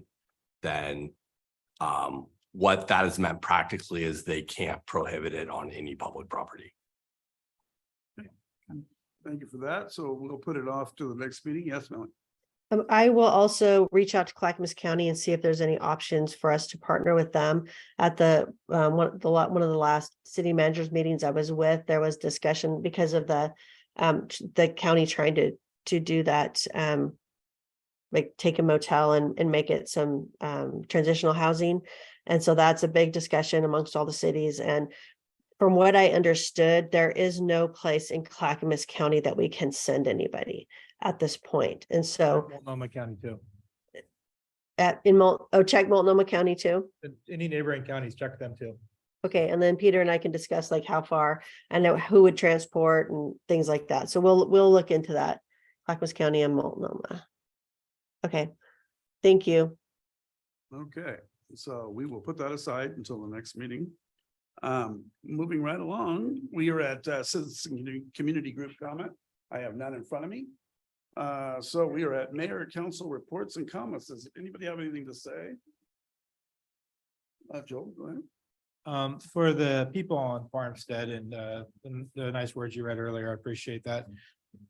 You guys do matter, and your opinion does take into account whether it's the what's going on within the industrial park and what's going on with the sewage plant. We can't discuss a lot of the things around that because it's an executive session. There's a lot of things we can't open up to you guys. But know that we haven't forgotten that you guys have spoke to us, and there will be times for you guys to come speak once the next steps are open. They can be made public, but there will be a chance for people to speak. Okay, so don't think we've sheltered or forgotten your voices on there. We just had to go through the process to make sure we can have those options to present, and we have to follow the legal process of doing things through executive sessions and so on. So when it comes down to the industrial park, that's a hard one, because we have to take into consideration the people in the industrial park and their landowners too as well, and what their intents are to do, as well as your guys's and your homes, and try to find, like I said earlier, the best deal is one where no one's happy, because I mean someone's winning and losing at the same time. It means they're compromising and finding that middle ground. So I'm hoping tonight what we chose and what we came to kind of found a middle ground for both sides, and that you guys can, be okay with those results. So, and that's why I have, thank you for coming out, guys, and I hope we see you guys at the next meeting as well. Thank you. Great. Thanks. Saw a lot of new faces tonight, with a lot of people that have been here every meeting. So I really appreciate everybody coming out and speaking, and hopefully the decisions that we make reflect the citizens of Estacada.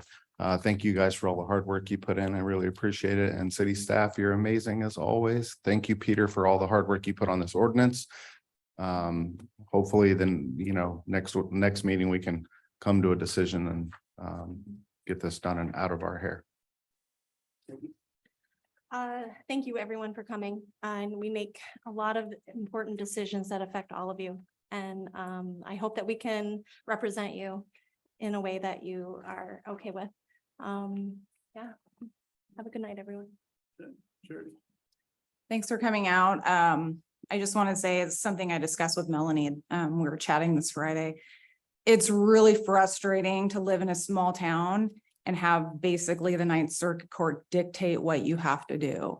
To have the state come in and tell you what you have to do. So we sit up here as a council and you feel strong-armed into making these decisions that we know that our community is against. Maybe not all of the community, but the majority of the community. And I'm not just talking about the homeless issue, I'm talking about some other issues as well. But it's just so frustrating. And you kind of feel helpless. And I'm very much a rule follower, but there are some issues that I'm very much willing to risk and break the rules on. So I really, really want to hear from the community in regards to this issue.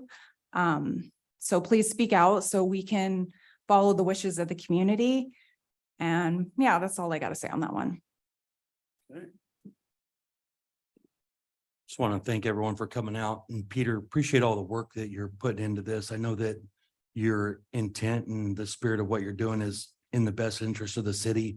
You're trying to protect us from legal issues, and I agree with Charity that some things are worth fighting for on that front, and look for a solution that's going to work for everybody. So I'm open to hearing what the public has to say, and I really hope that people show up and give us their feedback so that we know that we're voting the way that they want us to.